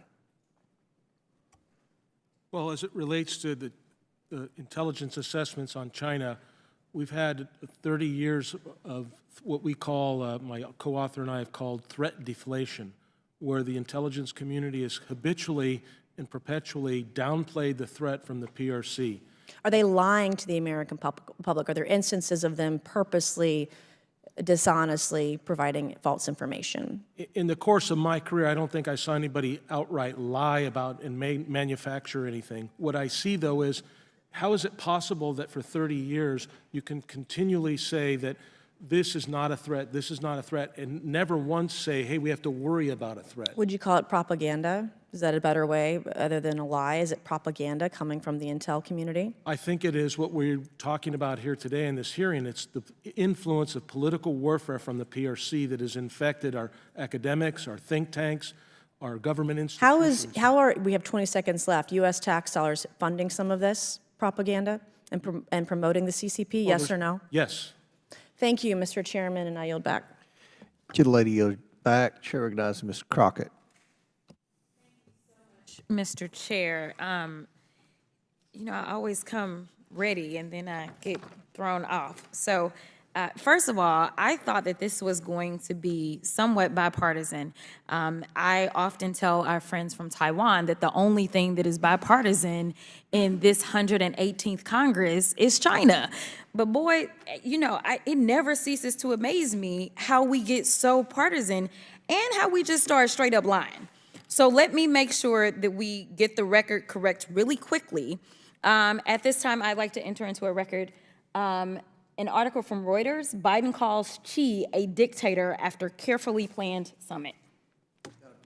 Thank you so much. In addition to making sure that we can outline some of the things that it was Trump that said, I think my colleague from South Carolina may have gotten confused about who said what, but these are things that Trump has said about Xi. Smart, brilliant, everything, perfect. We love each other. President Xi, who's a friend of mine, who's a very, very good man. There's nobody like that. The look, the brain, the whole thing. My feeling towards you is an incredibly warm one.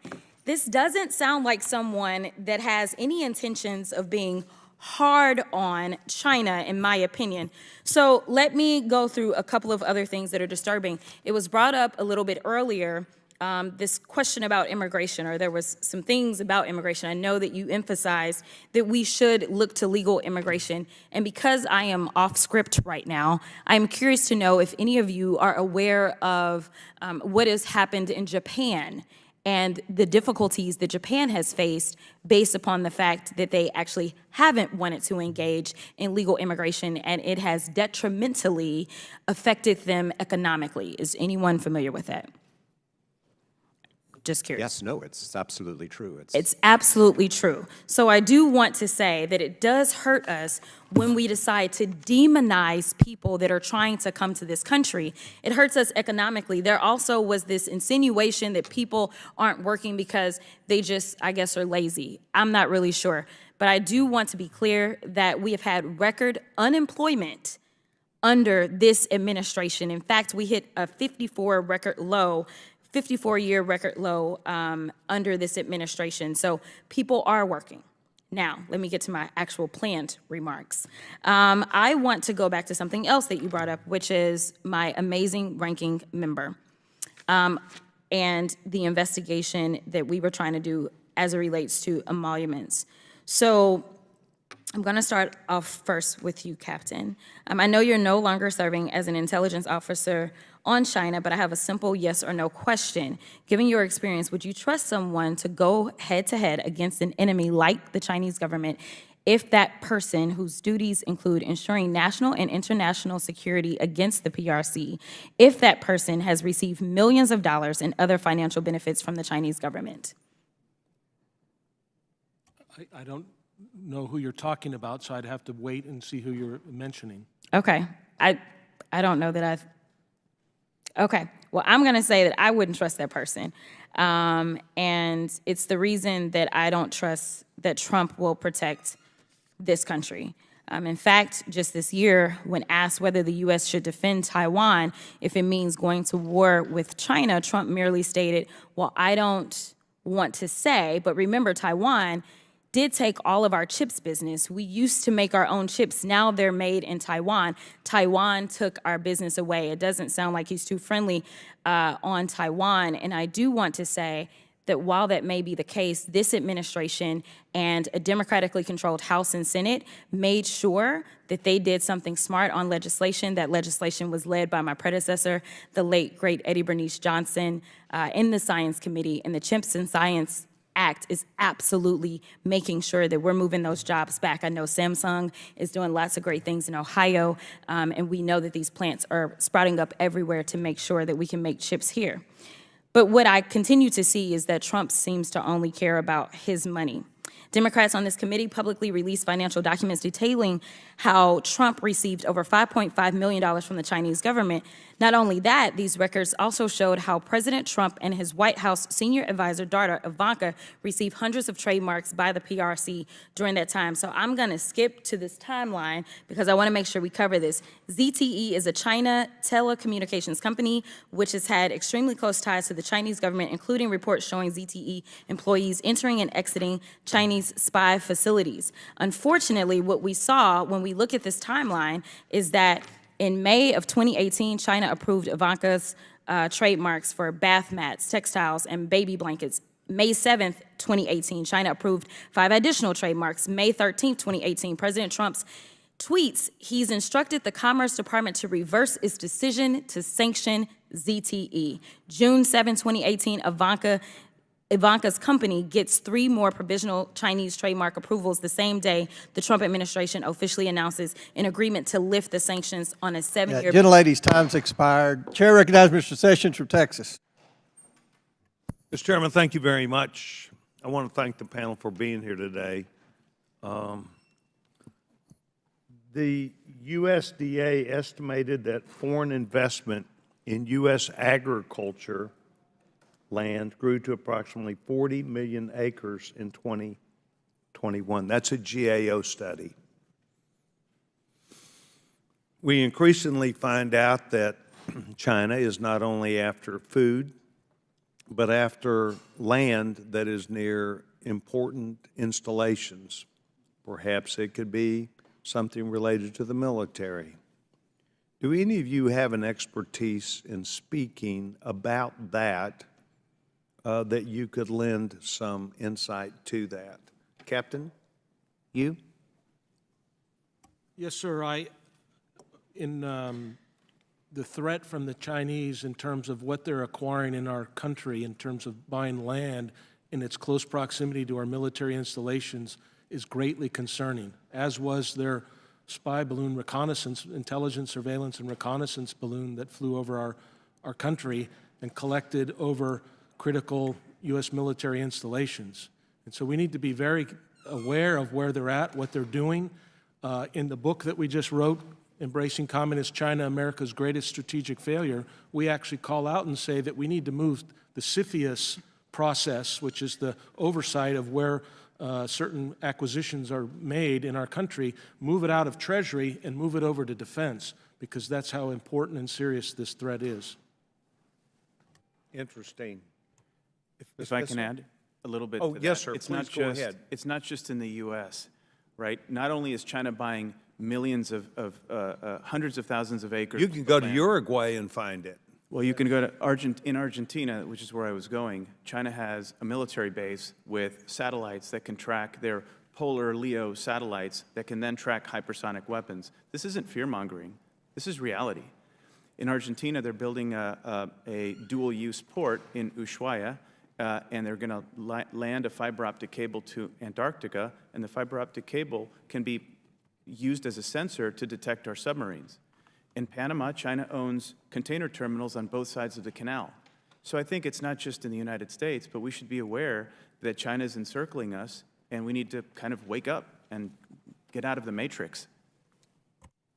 If I could add just a little bit more to that, and the purchases of land don't always have military and intelligence implications. It's also crime and drug running, which we've seen in states like Oklahoma and Maine, where federal authorities have arrested Chinese individuals likely associated with the triads who are running drugs and committing federal crimes within Marijuana our farms. borders.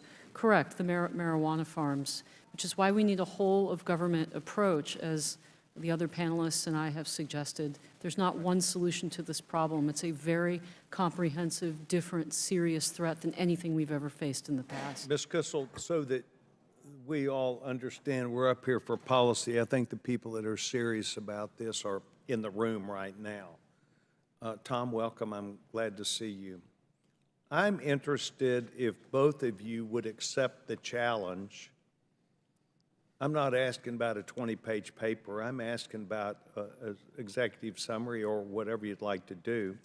I'm interested in how you, Ms. Kissel, in the Trump administration, under Secretary of State, viewed this issue and how it was looked at from if there was a holistic viewpoint of a plan that might lay itself out across government. Was it NSA who was in charge? Was it out of the White? If you would do that, and Tom, if you would do that for me too. I'm not trying to do anything more than compare and contrast. I think somewhere the answer's got to lie with all of us, not one administration or the other. And I know that there are people that write about these things all the time. I'm not doing that. But I am interested in professionally, a professional viewpoint that you have about serious people in the prior administration and serious people in this administration writing me, I will share it with everyone on this committee, about how it was looked at from a perspective of national security and following down. Is that, Tom, is that something that you could accept? 100%. It's a legitimate concern, and I appreciate the way in which you're approaching it. Because I'm concerned, we had a member here who was talking about it's all politics. No, it's not all politics. It's all protecting the nation, and there are people who do things differently. Mr. Chairman, when I receive this, I will notify this committee for distribution. I'd like to ask that both of you provide that to me. Tom, I'll give you my information. Thank you. And you're speaking specifically of the land No, sir. purchases. I'm speaking about how we should look at China. If it's just land, that's fine. But I'm worried about how do we look at China, Do we have someone specifically related in there who can see the entire set? I appreciate both of you. If you want to send me something just on land, that's fine. What I'm saying to you is I will share it with the entire committee, and we will appreciate it. And thank you all for being here. Captain, I'm sorry I've run out of time, but I gave you my information. Mr. Chairman, thank you. Thank you. Chair recognizes Ms. Porter from California.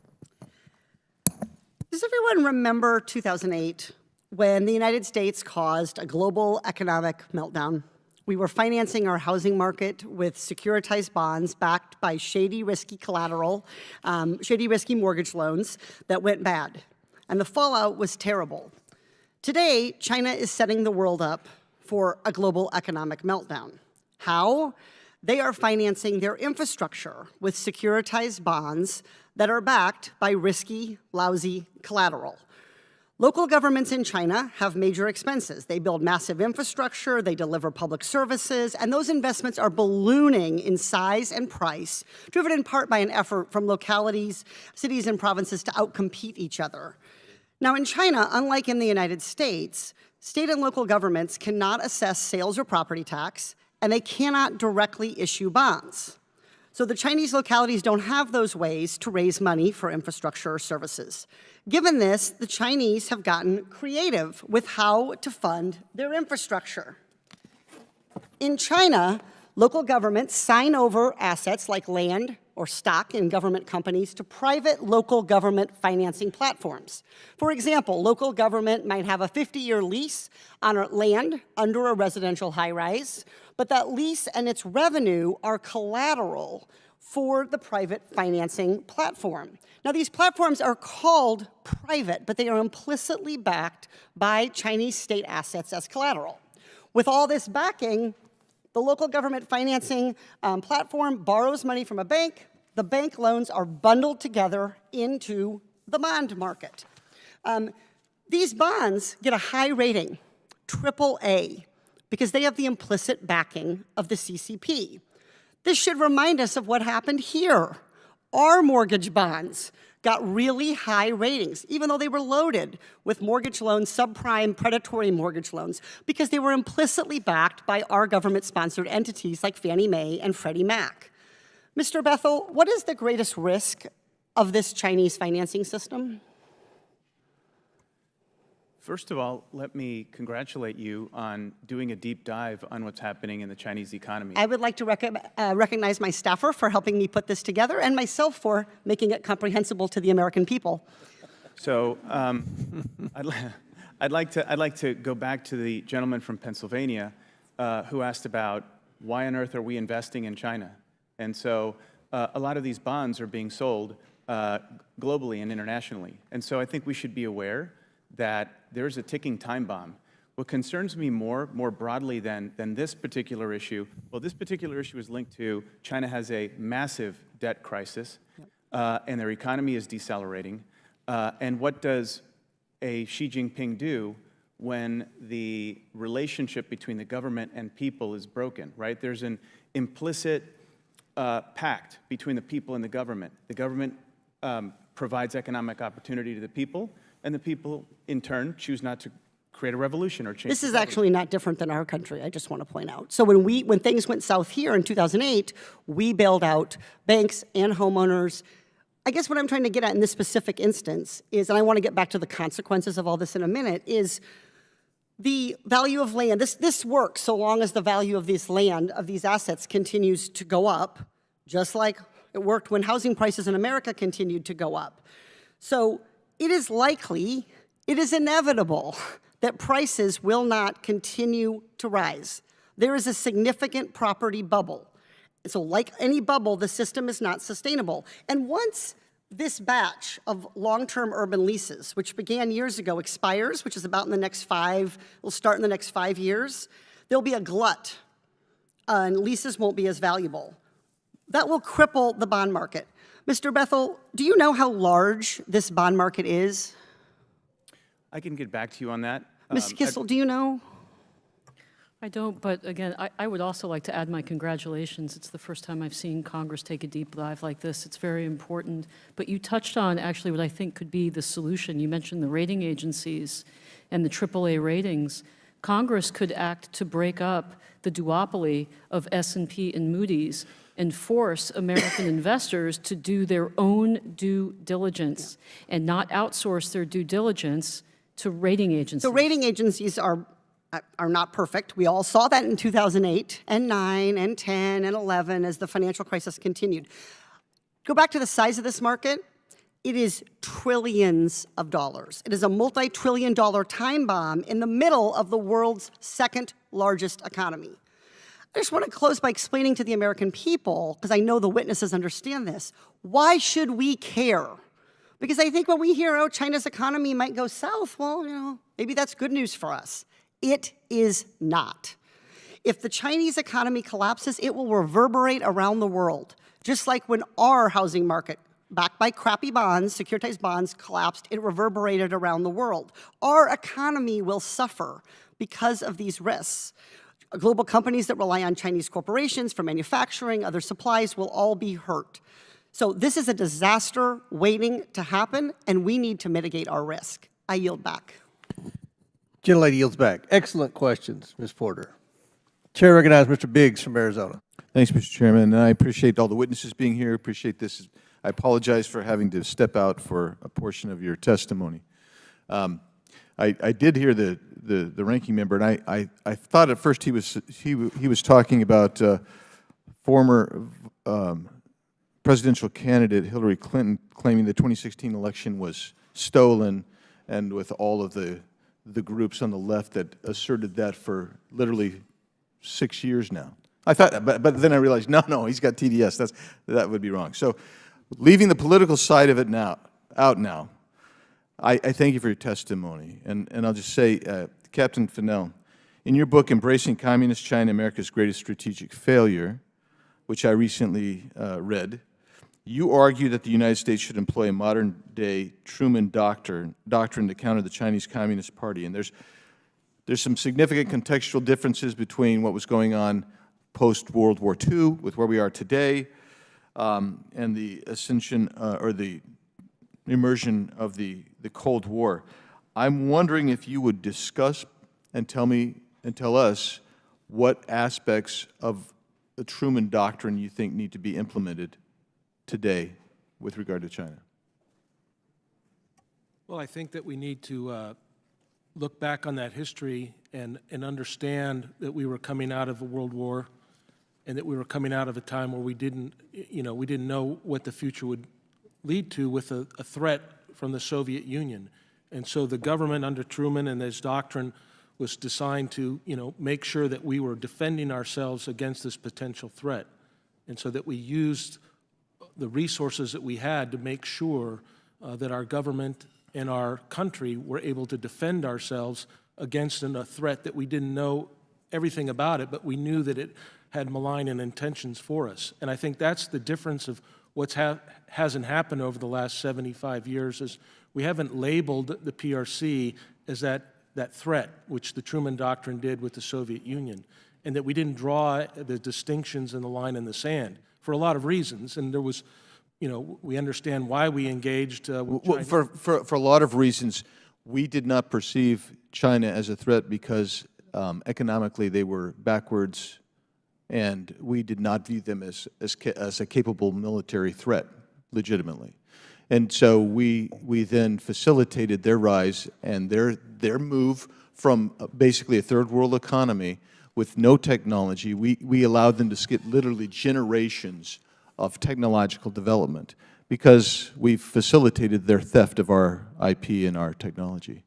And so I appreciate what you're saying that. And so I'm thinking of all the things that I know went on in the Cold War, all the things we did, whether it was imposition on corporations, what we were selling, what we would allow in, the exchanges of people across the borders, not just directly U.S. to Soviet Union, but affiliates and within the blocks of countries. So, Mr. Bethel, your statement, you talk about a comprehensive strategy, And I've sensed that that's what all of you talk about. I'm trying to get specific iterated issues that we can look at, create legislation, and do what we're supposed to do, which is impose laws to enact policy. Impose policy to enact laws, vice versa. It doesn't matter. But can you give me some of your strategies when you say a comprehensive strategy dealing with China? I have to be sensitive about what I say because I recognize that the CCP could be listening, so I'm happy to take this on. I anticipate that they are. But I think the first strategy is to know what you want. I don't think we know what we want as a country. And so if you don't know where you're going, then any road will take you in any direction. Yeah. Well, okay, so that's an old kotowaza, as we would say in Japanese. But the bottom line is we want to be secure from China. We want to have control of our destiny. When China, the Middle Kingdom, they want to become the hegemon, the world hegemon. And that is the problem that we face, is dealing with a country that is willing to emasculate itself in order to gain the upper hand. And so that's why I'm asking. Maybe you feel more comfortable talking in a skiff or something, but I'm trying to get specific items, not generic items. I mean, should we be limiting student visas from China, for instance? Maybe we should. We probably should. Should we then? And Ms. Kissel, in your document, you were talking specifically about how we are treated by CCP. On diplomacy and diplomats and visitors, et cetera. Should we be doing the same? Should we be restricting travel of Chinese diplomats here? And I'd like to know. 100%. We talked a lot about reciprocity in the Trump administration, but there's a long way to go. We do not have freedom of movement in China. They should not have freedom of movement here. Our consular affairs people, as I say in my testimony, should be clearly vetting every person who enters from Communist China for military intelligence security ties. We should be limiting Chinese students who are coming here to study STEM. We should be talking to our European allies and encouraging them to forbid Chinese students who come from military universities in China for studying in European universities or Australian or Japanese universities, for instance. There's an enormous amount that the State Department can do. Aside from just the actions that I've outlined here, rhetorically, we need to issue clear, comprehensive travel warnings. I fought very hard when I was at State to get the Consular Affairs Bureau to put accurate, complete warnings out about the risk of travel. We now have different travel warnings for mainland China than we do for Hong Kong. These aren't functionally different places. They're one and the same. It should be the same level. Just to give you one example, but I agree with Eric that it has to be a comprehensive strategy, and we have to stop being defensive. We need an offensive strategy that plays to our strength and that also utilizes not just our own power economically, militarily, and otherwise, but the power of our friends and allies, because we also have friends and allies that aren't just democracies. There are places like Vietnam, for instance, not a democracy, that very clearly recognize the threat from Communist China. We need to leverage that relationship across the spectrum of federal power and use it. Thank you. Very good. Thank you, Mr. Chairman. And I'll just say, having met with Central American leaders over the last couple months, they're really concerned about the influence China's having in their nations. And you're right about them controlling, like Panama, or trying to get control of Panama. I think of Sri Lanka. I think of what happened there. I mean, I'll yield back. Very good. Very good. Chair recognizes Mr. Timmons from South Carolina. Thank you, Mr. Chairman. Captain Fennell, I really think that the United States government has been getting policy as it relates to China wrong for more than my lifetime, decades. And, you know, the people in South Carolina, we had a good thing going. We had a thriving textile industry up until the 70s when Washington said we have to increase labor standards and environmental standards. And to be fair, we needed to do both of those. But the manner in which we did that legislatively caused hundreds of thousands of jobs to go overseas. And yes, we need to stop pouring chemicals into our rivers. Yes, we should not have people working in 100-degree temperature 120 hours a week. But when we are not competitive in the global economy because of the regulations that we have here, it really impedes our ability to be prosperous. So, I mean, in retrospect, we should have said, these are the new standards, and anybody that wants to engage in commerce in the United States has to meet these standards. And, you know, we really haven't learned our lesson. And it's frustrating because, I mean, I did see one glimmer of hope, the way that we handled Huawei a few years ago. And I mean, the Chinese were essentially giving away next generation wireless technology to get a backdoor into all the privacy of developing countries and some developed countries. And I mean, I think Huawei shows that China can be held accountable. And it's a good example of the U.S. takes a leadership role, but we get all of our like-minded allies on board to get them to not cheat and to not steal our data. I mean, do you think that the way that the United States handled Huawei is a case study for how we can try to hold them accountable to be equitable partners in the global economy? Well, I know you directed the question to me, but there's two people here that were in the Trump administration that actually were responsible for We that. can go, Ms. I'll let them Cassell. Let's answer. start with you. Yeah, that entire effort was run out of the State Department and our Economic Affairs Bureau, and it wasn't easy. We went, for instance, to see the UK government, and they laughed us out of the room. And eventually we had to tell them, look, we can't share sensitive intelligence with you if it's traveling over Huawei networks. And so finally they came around. Germany, it's taking much longer. But the problem isn't a single country or ally. There are many, many different kinds of Huaweis, whether it's the equipment that is scanning containers, whether it's China Unicom, China Telecom. We took action there, but as you've seen recently in the press, we have a problem now with the cloud services that they provide in the United States. So again, there's an enormous amount that the State Department can do by going around the world, because you don't want backdoors built in allied or neighboring countries. Look at the Bahamas. Huawei is all over the Bahamas. Huawei built Saudi Arabia's 5G network. So there's an enormous challenge, not just here at home, but abroad.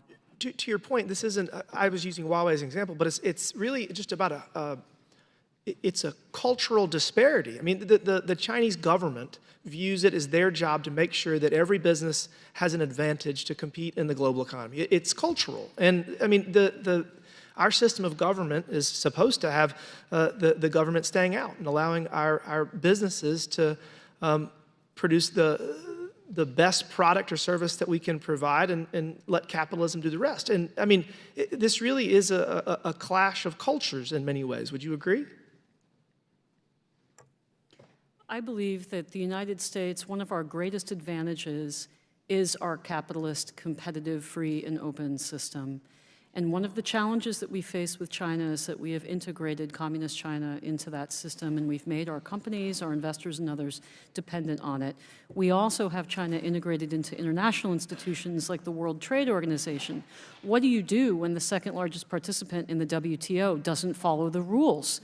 How do you fix that? It's a very difficult problem to fix.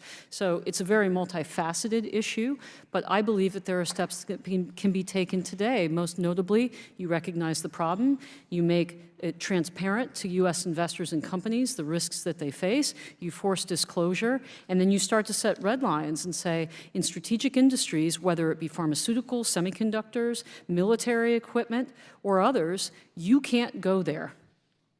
And we need to stop saying we compete with China. That implies that they follow the rules. They don't. They're not a competitor, they're an enemy. And as a nation, under both Republican and Democrat administrations, we simply haven't gotten there yet. And because we have confusion of a cooperate, compete, and confront policy, which is confused, we get confused policy. And that's dangerous. I agree. Thank you. Yield back. Chair now recognizes Ms. McClain from Michigan. Mr. Chairman, can I? Oh, I'm sorry. I just have a couple of UCs, if I can. Sorry, Ms. McClain.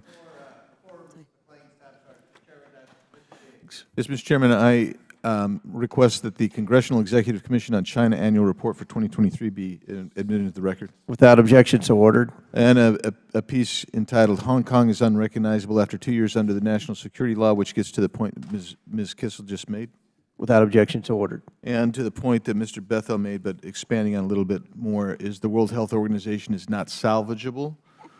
with regard to its infiltration by the CCP. Without objection, so ordered. Thank you. Chair now recognizes Ms. McLean from Michigan. Thank you, Mr. Chair, and thank you all for being here today. Ms. Kessel, I think you said something very insightful that really caught my attention, is we got to have some red lines. And to quote you, you said, we can't go there.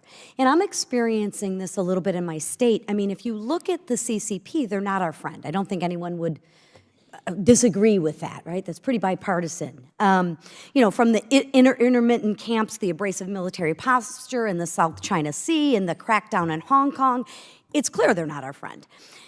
And I would also want to make sure that my ladder's on the right wall, and I have a good understanding that if you are a Chinese company, you must turn over all of your data to the CCP if they ask for it. Is that correct? Am I okay. So I just want to talk about some facts. We in Michigan have the Goshen plant that is very near and dear, and it's a very sensitive topic to me. It's being built close to Ferris State University, which was recently given an accreditation for its Information Security and Intelligence System program. This is a university, American university, right?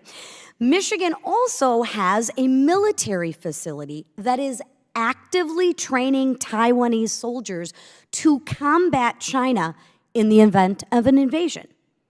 The Goshen plant is being constructed just miles from this facility. I'm not much for coincidences, but I'd like to get your thoughts on, do you think that's a coincidence? We have a Chinese-owned company, and the only spot they can figure out that is feasible for them to build at is next to a university and next to a military base. Anybody think that's a coincidence? I'd just like to get your thoughts on that. Now here's the kicker. Here's the kicker. Our legislator, our governor, is going to give that company, Chinese-owned company, $800 million. I'm with you, Ms. Kissel. Am I saying your name correct? Yes, Kissel, like Kissel. like missile. You can't go there. Why are we allowing this to happen? It baffles my mind. We talk about, well, it's going to create jobs. Jobs for whom?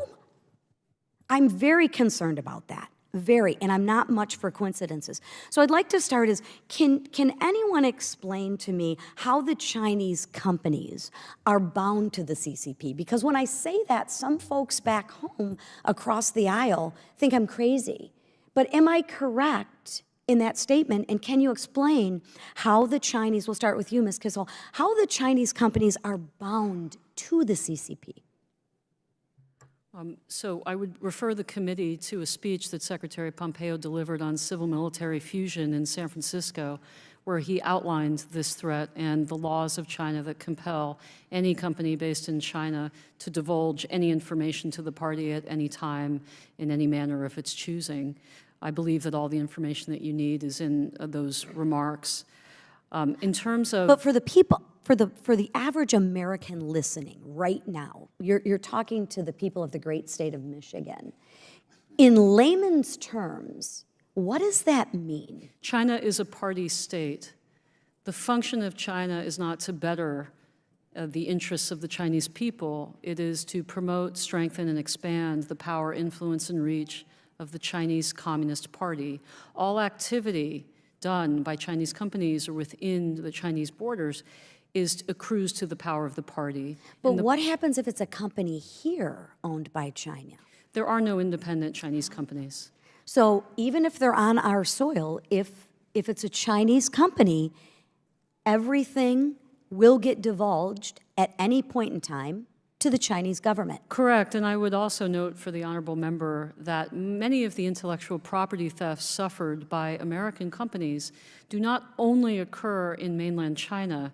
I spoke to one Fortune 500 CEO who told me that the greatest Chinese IP threat that he suffered was here in the United States by a party, shall we say, directed individual It was directed to. And this is what I need to get our lawmakers in the state of Michigan to understand. China is not our friend. They are not our friend educationally. They are not our friend militarily. And they are not our friend economically. One last question, and if we could keep it to a yes or no, it'd be great. Do you think the Goshen plant is an example of China making a long-term investment in the American business community to advance their interests and perhaps gain information, private information, from American citizens? Yes, but let's not give them too much credit as long-term thinkers. Let's remember, they almost destroyed their country several times over, the Cultural Revolution, now with this debt crisis, et cetera. And I really want to push back strongly on that notion that somehow they're these magical long-term planners. They're not.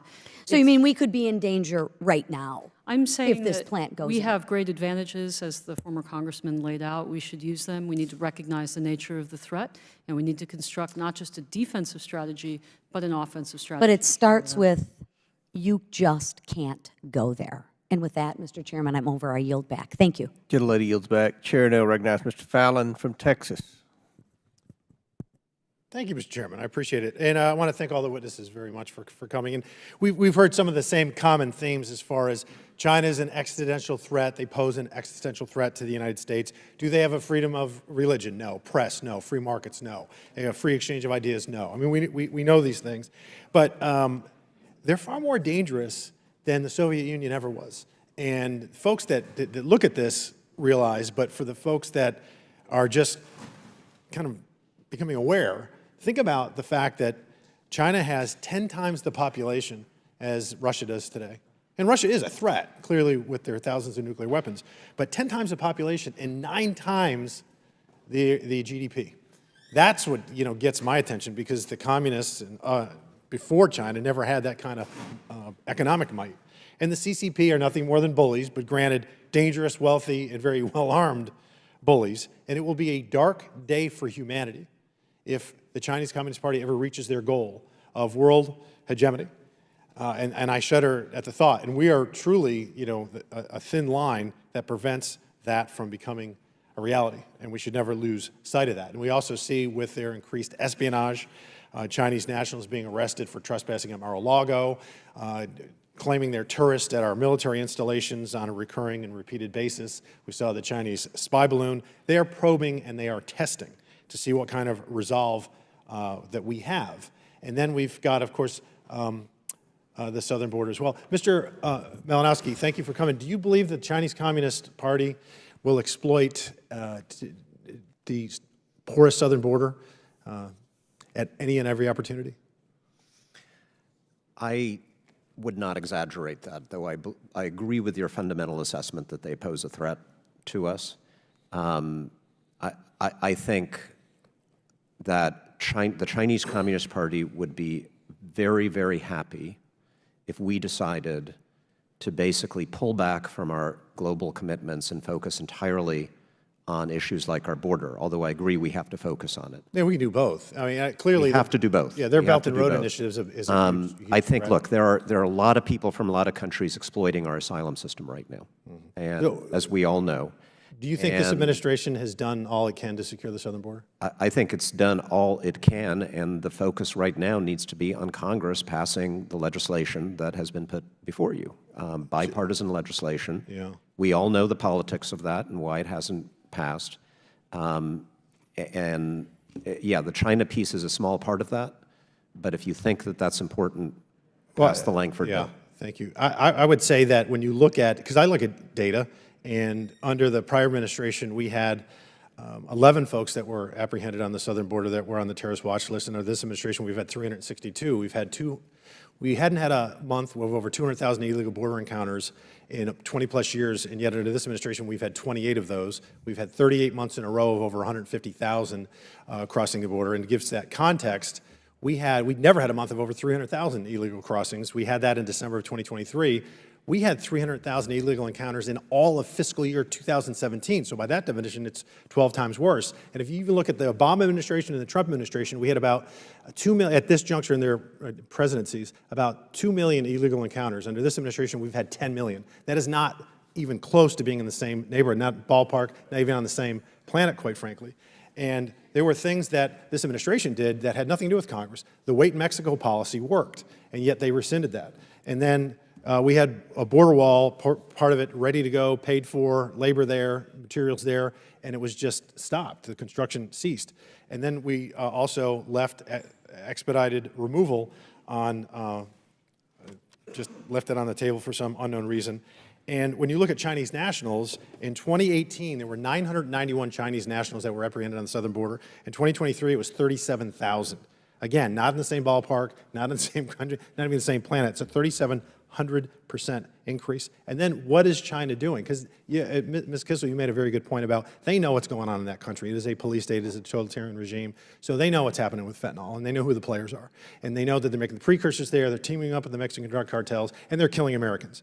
76,000 in 2022, which is 270% increase from 2017. And they're killing 208 Americans per day. If you look at World War II, we lost 405,000 Americans. And over that course of that nearly 4 years, that was 299 a day. That is a comparative number. The Chinese Communist Party, Mr. Chairman, is waging asymmetrical warfare on this country, and we need to recognize the threat and act accordingly. I yield back. Thank you. Gentleman yields back. Chair now recognizes Mr. Cloud from Texas. Thank you, Chairman. And I just first off want to say I want to appreciate my colleagues on this committee and certainly throughout Congress for passing H.R. 90. That was the resolution to demand China return Mark Swadan home. He's from my district, and I know there's many others too who are still there who need to come home. Also, being from Texas, I do think it's important to bring up the border because not only is fentanyl coming across our border, we have China working.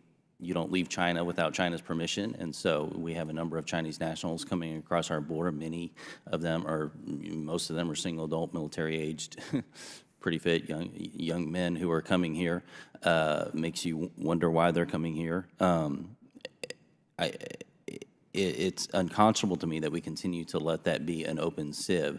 Beyond that, I thought it was great that you brought up unrestricted warfare, because unrestricted warfare talks about many of the ways that it goes beyond what we conventionally know as warfare, but it talks about financial warfare, network warfare, trade warfare, biochemical warfare, ecological warfare, but it also talks about resource warfare, economic aid warfare, regulatory warfare, smuggling warfare, drug warfare, media warfare. It goes on to say that, to suggest could special funds be set up to exert great influence on another country's government by legislature through lobbying?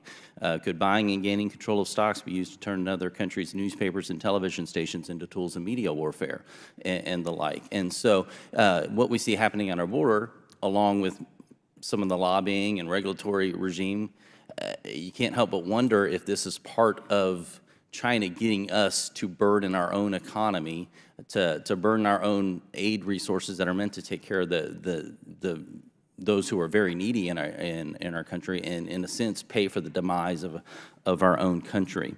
I wanted to bring up a 2008 National Intelligence Council report that they put out, and it said this: the unprecedented shift in relative wealth and economic power roughly from west to east is now happening and will continue. The United States' relative strength, even in the military realm, will decline, and U.S. leverage will become even more constrained. It basically said this transition is a virtual certainty that will continue. It said in terms of size, speed, and directional flow, the transfer of global wealth and economic power now underway from west to east is without precedent in modern history. And again, it went on to say this is unprecedented and very likely to continue.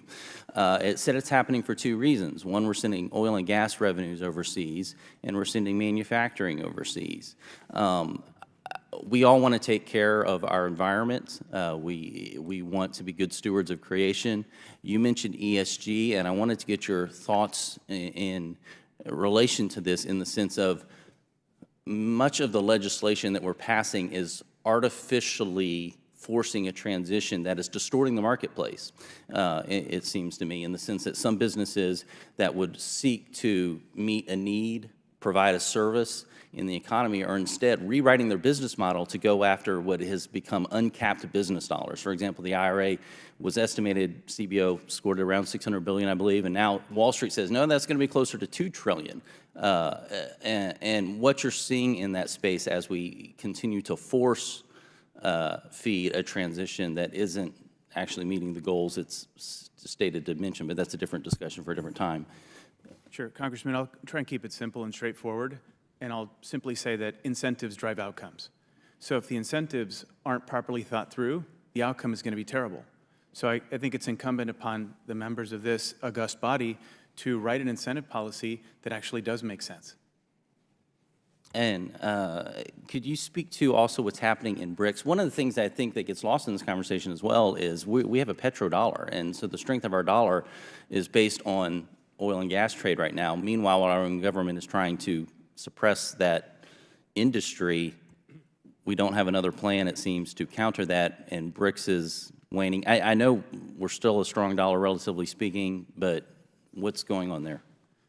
You raise a really good point, and that's something that most Americans should really take stock in. The U.S. dollar as the global medium of exchange is crucially important for the United States. So to put it in perspective, we're 60% of the global central bank deposits, if you will. It's reserves. We're 80% of the FX trade. So if you have Colombian pesos and you want to get into euros, typically you have to go through the dollar. And it's something like 80% or 90% of the world's commodities are denominated in dollars. What China is doing very effectively is quietly and surreptitiously undermining the U.S. dollar. Will we ever lose reserve currency status? I think that's a little bit overblown. But if you take the U.S. dollar from a 80% to a 60% in terms of the denomination for commodities like oil, I think that could cause very serious reverberations to the U.S. And if we can't continue to print money, and we seem to somehow print $1 trillion every 100 days, what happens? How are we going to finance anything? So this is a very important issue. So thank you for bringing it up. Thank you, and I know from ports to universities to everything that's going on, there's so much to talk about. I appreciate you all being here. Ms. Giz, I just want to say, I thought you summed up this probably when you said they're not a competitor, they're an enemy. I think that's probably the first thing is we've got to really, as a all-of-government approach, understand that, and so I appreciate you stating that so clearly. Yeah. Chair now recognizes Mr. Higgins from Louisiana. Thank you, Mr. Chairman. Captain Fennell, thank you for your service to our country, sir. In your testimony, you discuss how United States businesses seek economic cooperation and contractual agreement with China, obviously. With your background, have you witnessed or observed exchange of data and intellectual properties that on the surface would be just American businesses doing business with China, but in reality would be, in essence, American businesses providing the People's Republic of China and the Communist Party of China technologies and data that it is using to usurp American dominance in that industry sector. Particularly, have you been concerned about the CCP or the PRC gaining access at any point to ship designs from our United States Navy shipbuilding endeavors? We use shipbuilders that have ties, in some cases, to China. And then the next thing you know, the Chinese appear to be building a craft that we thought the designs were top secret. What are your thoughts on that, sir? Sir, that's a great question, and it's exactly the concerns that I've had over the last many years. And we can just look at today a couple of examples. The Chinese have just rolled out a number of big deck ships. We call them amphibious ships, some of them are carriers. Right now, the Chinese third aircraft carrier, the Fujian, is at sea doing sea trials, or may be back in port now, but she's in her sea trial process after being keel laid down, and 2 years ago, she's now out at sea doing sea trials. That ship has electromagnetic aircraft launch system. It's a system that we're just experiencing on the USS Gerald Ford. And we've had a decade or more of design and work and development, and now in our fleet, trying to get it ready to be operational in the fleet, and it is now, but it's taken an exceptionally long time and cost us billions of dollars and cost overruns to be able to put the Ford to sea without a lot of problems. China went from having its first 2 carriers that were ski jump ramps, no catapult launch mechanism or system, just the wind over the deck and go off the ski jump, which what they got from the Russians, a Soviet design on the Kuznetsov class that they got in their first 2 carriers, the Liaoning and Shandong. They then went from those 2 carriers to the Fujian with this electromagnetic aircraft launch system. They skipped steam catapults. That's important because I spent 20 years on carriers with steam catapults. American Navy developed over almost 80 years steam catapults.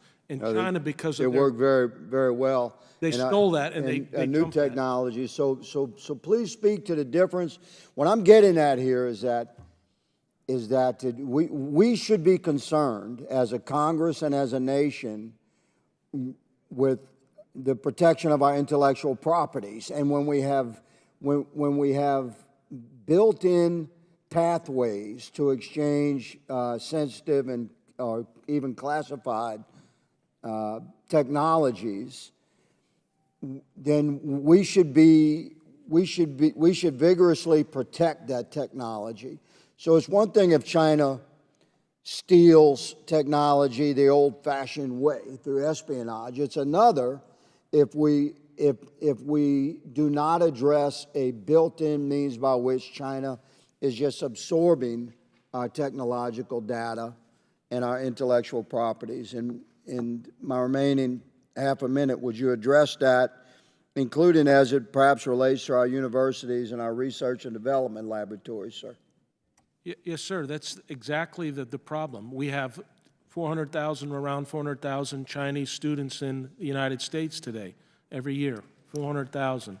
And they are studying in our high-tech STEM arenas, in our advanced universities, learning this technology that's going back and feeding this new PLA across the board. And so we have to be on guard against that. The example of the carriers is just one of hundreds, if not thousands, of areas where we are losing and having our technology given away by us freely, and that's a crime. Thank you, sir, for your insightful answer. Mr. Chairman, I yield. Gentleman yields back. Chair now recognizes Mr. Burchett from Tennessee. Thank you, Mr. Chairman. Thank you all for being here. My buddy Tom Malinowski, good seeing you again, brother. My question is, I have a piece of legislation that I'm curious if you all would comment on, and it deals with genetic material or testing, actually, that is being disclosed to the Chinese Communist Party. They're actually purchasing it from a lot of our businesses, this, findyouраncestor.com, you find out your great-great-grandfather was an African king or something, and you go back and these people most of us just find out like me, we're just a bunch of mutts. I think I heard President Obama say that one time, that, he's just from all over, and that's probably most of America. And I'm wondering what your thoughts are on that, us limiting or excluding them from having our genetic material. Tom? I'd love to look at your bill. I'll tell you just personally, I've always wanted to use one of those services because I'm curious to know how you and I may be distant cousins somewhere, but I haven't done it for this reason. I find it creepy that that's how the data may be used. And there are other issues related to human rights in China. There are American companies that have helped the Chinese police state develop genetic databases of their own citizens. That's actually much more sinister because Right. the Chinese government can't imprison me. They can't imprison their own citizens. What if they were to develop some kind of biological entity that could say, hey, I want to wipe out females of childbearing ages or something? I mean, just the mind just can wander. I don't want us to wander too far because the reality is bad enough in terms of what they're doing to their own people. But I do think, you know, I never talk about legislation I haven't read, but it's a legitimate concern. All right, Ms. Kissel. That rhymes with missile. Thank you. Yes, ma'am. Well, I concur with what was just said. One of China's, weapons is the number of people that they have. They can use AI and big data to collect information and to develop more sophisticated technology and weapon systems to just suppress their own people, but also to attack us, our friends and our allies. So I think there are gray areas as well, not just, for instance, genetic material, but let's say location services. Why would China, for instance, through TikTok want to know where Americans are going? I mean, I've had clients say to me, who cares, Mary, if I have TikTok on my phone? Who am I? Well, you may not be a target yourself, but if they have aggregate data on tens of millions of Americans, how they're all related to one another. If you go, for instance, to, if you're using this app, they can also listen to you. It's not just about dissemination of propaganda. It's about listening to what you say and seeing where you are. So it's genetic information, it's location information, it's all manner of things that can feed their big data and their AI that should be of concern to us. I had breakfast one time with your boss, and I remember he told me, he said, Tim, they have, they know how many paper clips you all are using in the Longworth building. I thought that was doubly creepy because I didn't tell him I was in Longworth. And so but anyway. Congressman, Mr. Bethel, I haven't heard from you all day, brother, and so please. The company I think you should spend a lot of time focusing on is BGI, Beijing Genomics Institute. That's the entity that Ancestry and 23andMe and others use to process the DNA.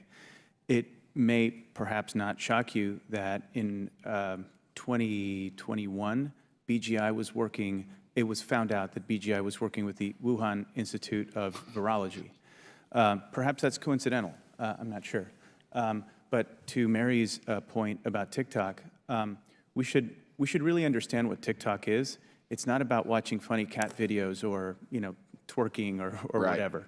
It's really an app that's looking at what you're viewing, and it's monitoring your facial expressions and your pupil dilation, and it's sending you more videos that elicit the same response. So after a certain period of time, they have an imprint of who you are, right? So they have genetic data, the data of who you are, your location data. How can that be good? And yet we can't conjure up a way to ban TikTok? No. I think I'm out of time. Yep. I'm out of time. I'm sorry, Mr. Fennell. Could I just say one thing? You just butt in like that, you can. Go ahead. Yes, sir. I would recommend everybody to read a State Department document from March of 2023 by Dr. Dave Dorman and Dr. John Hemmings, Understanding Xi Jinping's Digital Strategy for China. They've done some outstanding open source research. We talk a lot about Xi's Belt and Road and all these initiatives, but also he started in 2023 Digital China, which is all related to what we're talking about. Very, very good. Thank you. Gentleman yields back. Chair recognizes Mr. Garcia from California. Thank you, Mr. Chairman, and thank you to our witnesses that are here. Obviously, we've talked a lot about the Chinese threat, which we all know is real here in this country.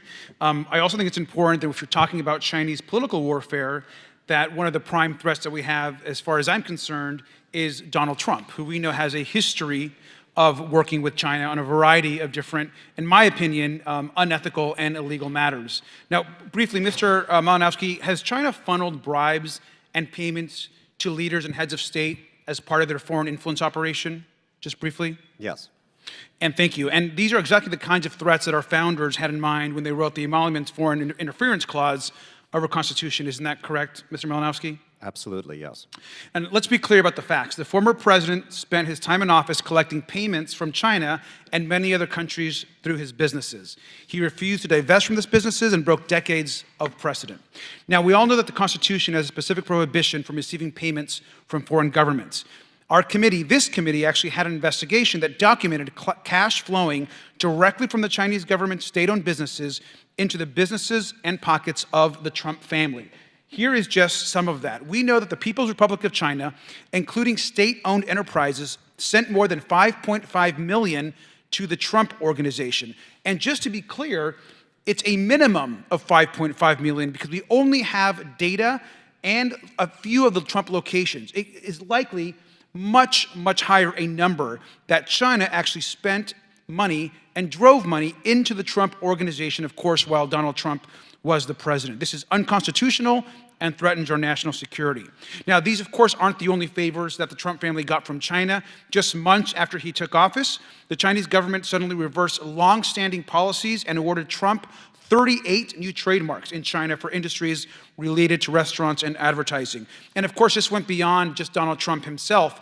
In April of 2017, with Trump's White House in chaos, many people, including the Chinese government, were all trying to gain influence during this time.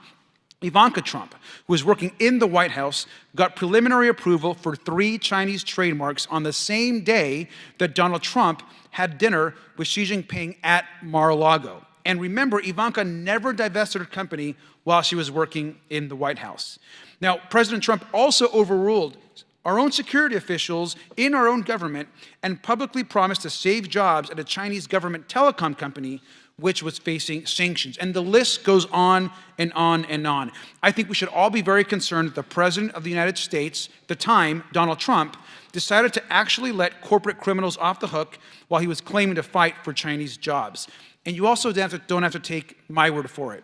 John Bolton, who was Donald Trump's right-wing national security advisor, a strict conservative, wrote about Trump, and I'll quote, that he commingled the personal and the national, not just on trade questions, but across the whole field of national security.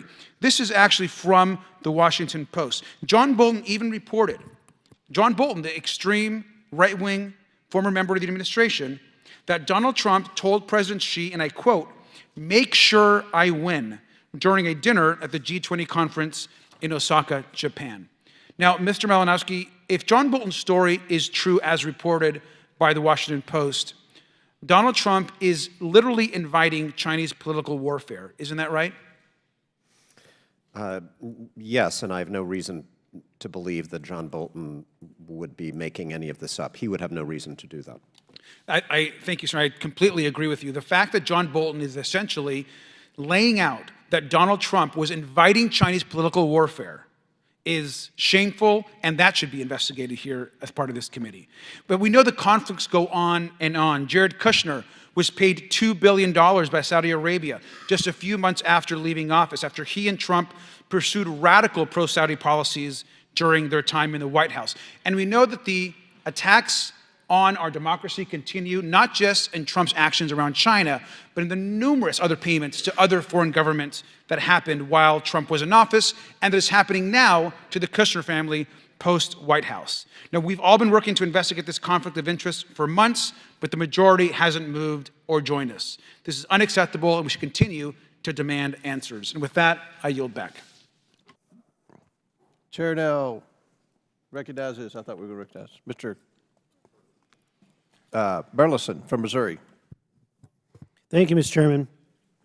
When China first opened its doors and its economy in the 1980s, former Chinese Communist Party leader Deng Xiaoping was able to penetrate the financial interests of U.S. firms, the media, think tanks, and individuals, including politicians. In essence, he used what was called the invisible hand to get Americans to do work for the CCP. This practice of elite capture continues at a rapid rate today. Ms. Kissel, could you explain what elite capture is and how it's employed by the CCP today? So the topic of this hearing is defending America from the Chinese Communist Party's political warfare, meaning their influence operations, and I spoke about how they do that at the State Department with our diplomatic elites. What you're referring to is the organized activity of CCP directly linked and indirectly linked organizations to capture our elites, to convince them to work on behalf of the party and the party's interests. This is done through overt ways, by, for instance, payments or contracts, and ways that are in what I would deem the gray zone, and I spoke about this in my written testimony, where they would, for instance, invite corporate CEOs to China through business chambers, give them a red carpet treatment, grant them audiences with Xi Jinping and other top leaders. This is a way both to capture them, but also to circumvent any tough conversations that they might have with our U.S. government leadership. That's something that I believe that this committee should investigate, not just the influence on the federal agencies, but CCP influence on our state and local government officials. That's also a big problem for us. So elaborate on the business partnerships. How are they direct and you said the word overt. Are they direct in saying, we'll do business with you if you provide information for the CCP, or how does that usually operate? Again, I think context is important. For 40 years, Republican and Democrat administrations alike encouraged U.S. businesses to outsource to China, and they did so. So this happened over a long period of time, and we've only recently woken up to the threat. How does this capture happen? It happens through flattery. Come to China and be lauded and have these high-level audiences. It happens through their own pecuniary interests. They're rewarded, as Eric, I think, spoke to, their fiduciary obligations to their shareholders to make money.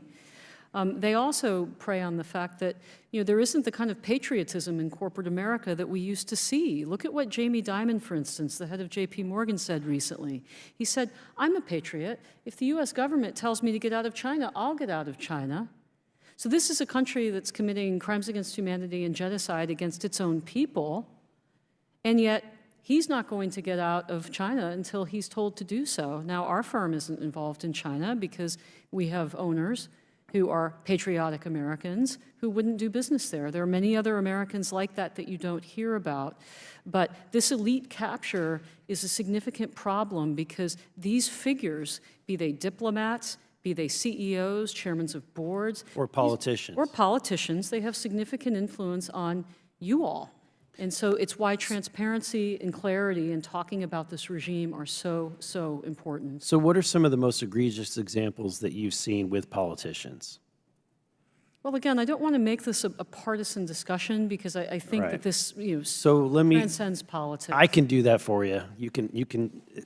So let me ask this. Would sleeping with a Chinese spy be an example of elite capture? Yes. Okay. President Biden claimed that his family never took money from China. Is that accurate?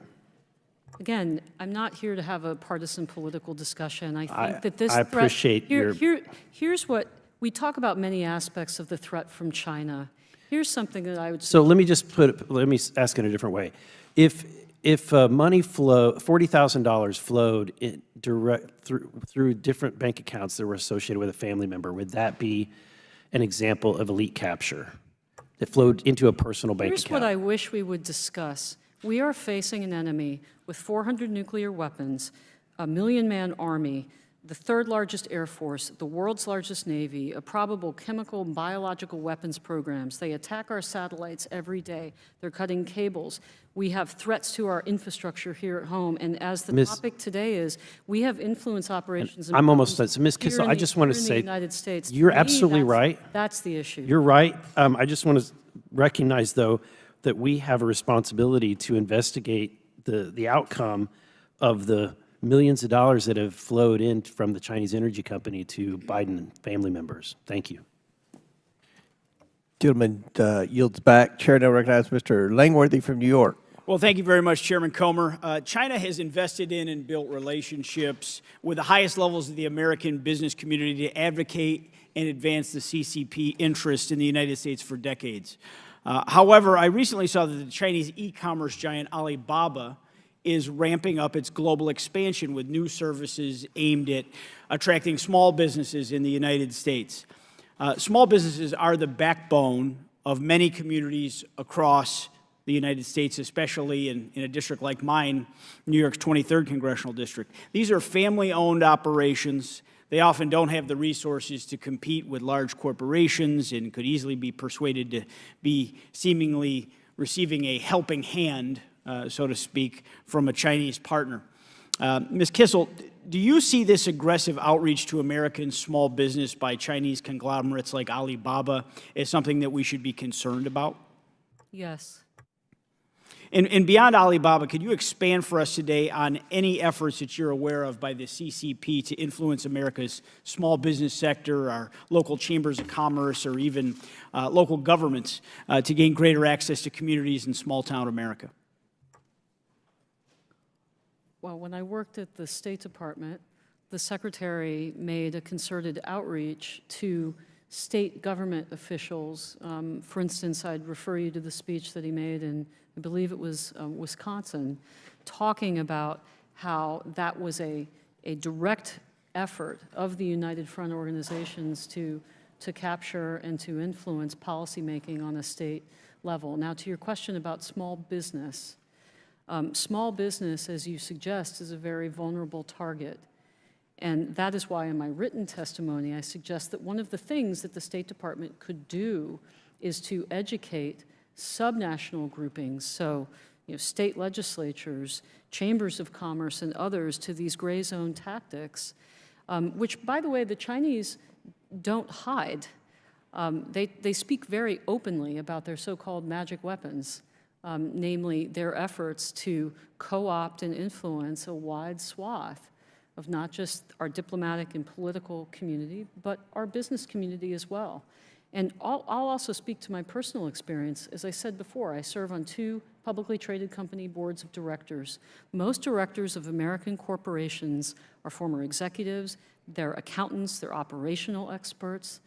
They're not schooled in Chinese political warfare tactics. It's why we have to speak openly, honestly, and often about how they're trying to advance their interests so that we can equip our diplomats, politicians, and business people with the knowledge that they need to then act appropriately. Thank you. Where do you see a role for the federal government in helping businesses, large and small, to avoid political or other pressures from the CCP? Well, State Department has the ability to issue business advisories. It's a loud megaphone that they can use to talk about the risks of doing business there and encourage the diversification of supply chains. We have other arms of our federal government that can enforce transparency, be it in accounting practices, for instance. We talked about rating agencies earlier and the role that they play with their protected status, allowing investors to outsource their due diligence to S&P and Moody's. I believe the more transparent we are about the threats that we face, the more rational decisions U.S. investors and U.S. companies will make. And we're starting to see this with the foreign direct investment numbers, which have fallen off of a cliff, which suggests to me that even absent clear guidance from the U.S. government, that U.S. businesses are starting to appreciate the depth and the breadth of the risk that they face from doing business in China. My time is limited here today, but if you could briefly state what resources are currently available at SBA for small businesses to consult regarding China's attempts to infiltrate small family-owned businesses, where do you see the gaps?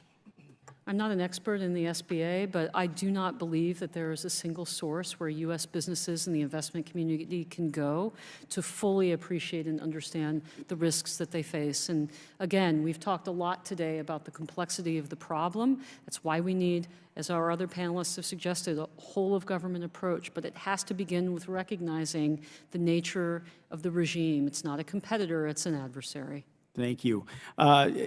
We would hope that the guidance should come from SBA soon to prevent further Chinese access to our communities. The threat China poses to the United States cannot be emphasized enough. I commend this committee, the House Oversight Committee, our chairman, James Comer, for continuing to dive deeper into China's efforts, and I look forward to working with my colleagues to bring more attention to this very real threat. And I yield back, Mr. Chairman.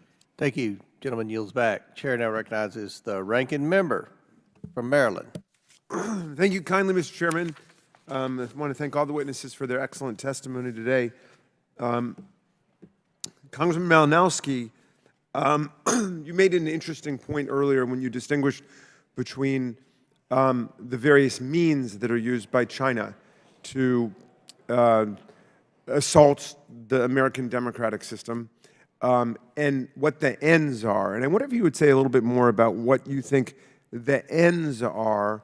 I mean, if you are a Chinese political planner, where do you see all of this going when you look at the world situation with America and Europe, I think, trying to stand for political freedom, and then Russia and North Korea and Hungary and other illiberal democracies or authoritarian regimes? Yeah, thank you for asking what I think is the key question. And look, some of their ends are pretty short-term and mercenary. Of course, they want to steal our intellectual property. If they have an opportunity to hurt us, to make us sicker, whatever, absolutely. But we need to ask ourselves, what is it that if they are trying to influence the United States, what is it that they would like to influence us to do? And I think the answer to that is fairly straightforward. They want us to pull back from our alliances around the world, in Asia, with Japan, with South Korea, with the Philippines, from NATO. They want us to stop supporting Ukraine. They want us to have a lower military budget, obviously. They want us to stop investing in the revival of our domestic manufacturing. Mr. Grothman was talking, I'm glad he acknowledged it, that there is a massive revival of manufacturing in Wisconsin, in part because of policies we've pursued. They want us to stop doing those things. They would love us to repeal our clean energy subsidies under the IRA. How do I know that? Because they're suing us in the World Trade Organization to get us to do that. And of course they want us to hate each other and to be at war with ourselves so that we are incapable of countering their aggressive actions around the world and so that we look bad to the rest of the world. And so my simple answer to the question of what we should do, and I agree on a lot of the little things that my former Republican colleagues have raised, but the big answer is we should do the opposite of what China wants us to do on those big strategic questions. There are more than 1 million Uyghurs who have been incarcerated in re-education camps and subjected to mental and physical torture, sexual abuse, deprivation of food. President Biden signed the Bipartisan Uyghur Forced Labor Prevention Act in December of 2021. And this was a break from the prior administration where the former president told President Xi to go ahead with the building of these camps and said it was the right thing to do. Will you just explain what difference that makes in terms of our willingness to confront human rights violations? As I've tried to do throughout the hearing, I want to distinguish between the Trump administration, which had plenty of officials who were disgusted by the genocide in Xinjiang and tried to do something about it, and the former president. And it's a critical distinction because no matter how hard a State Department under a Republican or Democratic administration tries to stand up for human rights, if the leader, if the president says to a foreign dictator, I don't mind your concentration camps, I envy your power to execute people, I like you because you rule with an iron fist, it completely undermines what everyone else in our country is doing to advance human rights. And is that a demonstration of what's been called elite capture today, where the use of flattery and... Yeah, I don't know if it was flattery or corruption or if he just shares Xi Jinping's values going in, but the effect is catastrophic to our moral authority in the world. It seems to me that the point you've made is correct, which is that we need to strengthen and celebrate democratic institutions and democratic freedom, but it's a very difficult thing to do because it's that freedom which also creates the openness and the porousness that authoritarian regimes like Putin or the CCP exploit in order to come in and to try to create problems in our country. That makes it complicated, but we should have confidence that our democratic system, our open democratic system, is a greater threat to Chinese autocracy than the other way around. I thank you very much, Mr. Chairman. I yield back to you. Gentleman yields back. Chair recognizes Mr. Fry from South Carolina. Thank you, Mr. Chairman, and thank you to our witnesses for being here. Fortunately for you, I'm the last guy. So You're next to last, but Next go ahead. Okay, just kidding. I didn't want to get your hopes up. Mr. Bethel, I want to start with you. It's no secret that China has exploited international organizations and the U.S. government in order to feed its global ambitions. Our world stands threatened by the rise in China's authoritarian practices and its increasing aggression. Through China's Belt and Roads initiatives, we have seen China creep into the backyards of the United States, our trade partners, and our allies. It is therefore essential that we commit our efforts in Congress and across the federal government to undercut China's growing influence worldwide and refocus our institutions on the actual threat that Communist Party of China represents. From your experience, how have U.S. capital and taxpayer dollars contributed to China's growing influence in South America and other emerging markets? Thank you, Congressman. Great question. Let me begin with my personal experience at the World Bank. U.S. taxpayer dollars fund the World Bank, and we, to a great degree, backstop the World Bank. You have to ask yourself how an institution with a AAA credit rating can have that rating when you're loaning money to developing countries. So the United States is the largest shareholder. The United States wields a tremendous amount of influence in an institution that is meant to do good in the world. It's meant to take people out of poverty and to promote shared sustainability. Now, unfortunately, what I witnessed when I was at the World Bank, and that may have since changed, is that China was the largest recipient of World Bank loans. And you ask yourself, why? You're the #2 economy in the world. And if you think about it, what happens is when you get money from the World Bank, it's not the money itself, but it's what the money represents that's important. It represents that you are a developing country. And if you're a developing country, then you get World Trade Organization, special benefits at the World Trade Organization, Universal Postage Union, et cetera. And so that also allows you a backstop in the event that, say, a developing country can't pay their loan to China. Well, perhaps the World Bank or the IMF can. And so the third point I would mention is that of the procurement contracts, of the tens of billions of dollars every year that go out the door of the World Bank to fund great projects, roads, hospitals, schools, around 40% went to China, Chinese contractors, and less than 1% went to American contractors. And so I saw China. So we're funding by default our adversaries, right? Their growth. That's right. Established a decade ago, the Asian Infrastructure Investment Bank now poses a potential disruption in the dominance of the U.S. and the World Bank. How does the PRC balance its engagement with the World Bank while being the predominant power in the Asian Infrastructure Investment Bank? So the AIIB was created to be a direct competitor to the World Bank. I won't regale you with how it came into existence, but it's a very interesting story. The World Bank actually, in many ways, assists the AIIB in its overseas loan portfolio. It helps source and originate deals for the AIIB. It provides a lot of the back office and cash management and custodial work for the AIIB. And in effect, it's helping to subsidize it.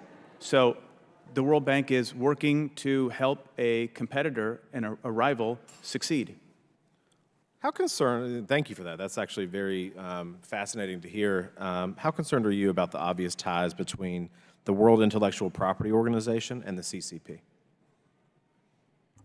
You may recall in the latter part of the Trump administration, and I think Mary can address this more effectively than I, there was a vote to determine who was going to be the head of the World Intellectual Property Organization, and China was fielding a very good candidate, and it looked like they could win, which is insane on the face of it if you think about intellectual property. I'm not sure if you want to. No, I think it's a great. No, go ahead, please. Thank you. I think it's a great example of how the State Department could be wielded for good.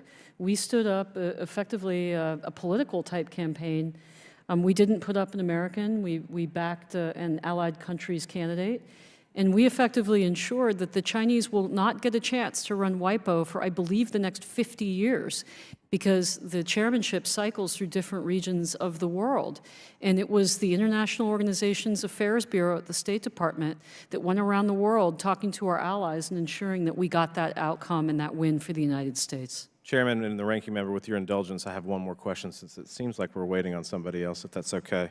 Can institutions like WIPO and the World Bank reverse course, or are they beyond help at this point?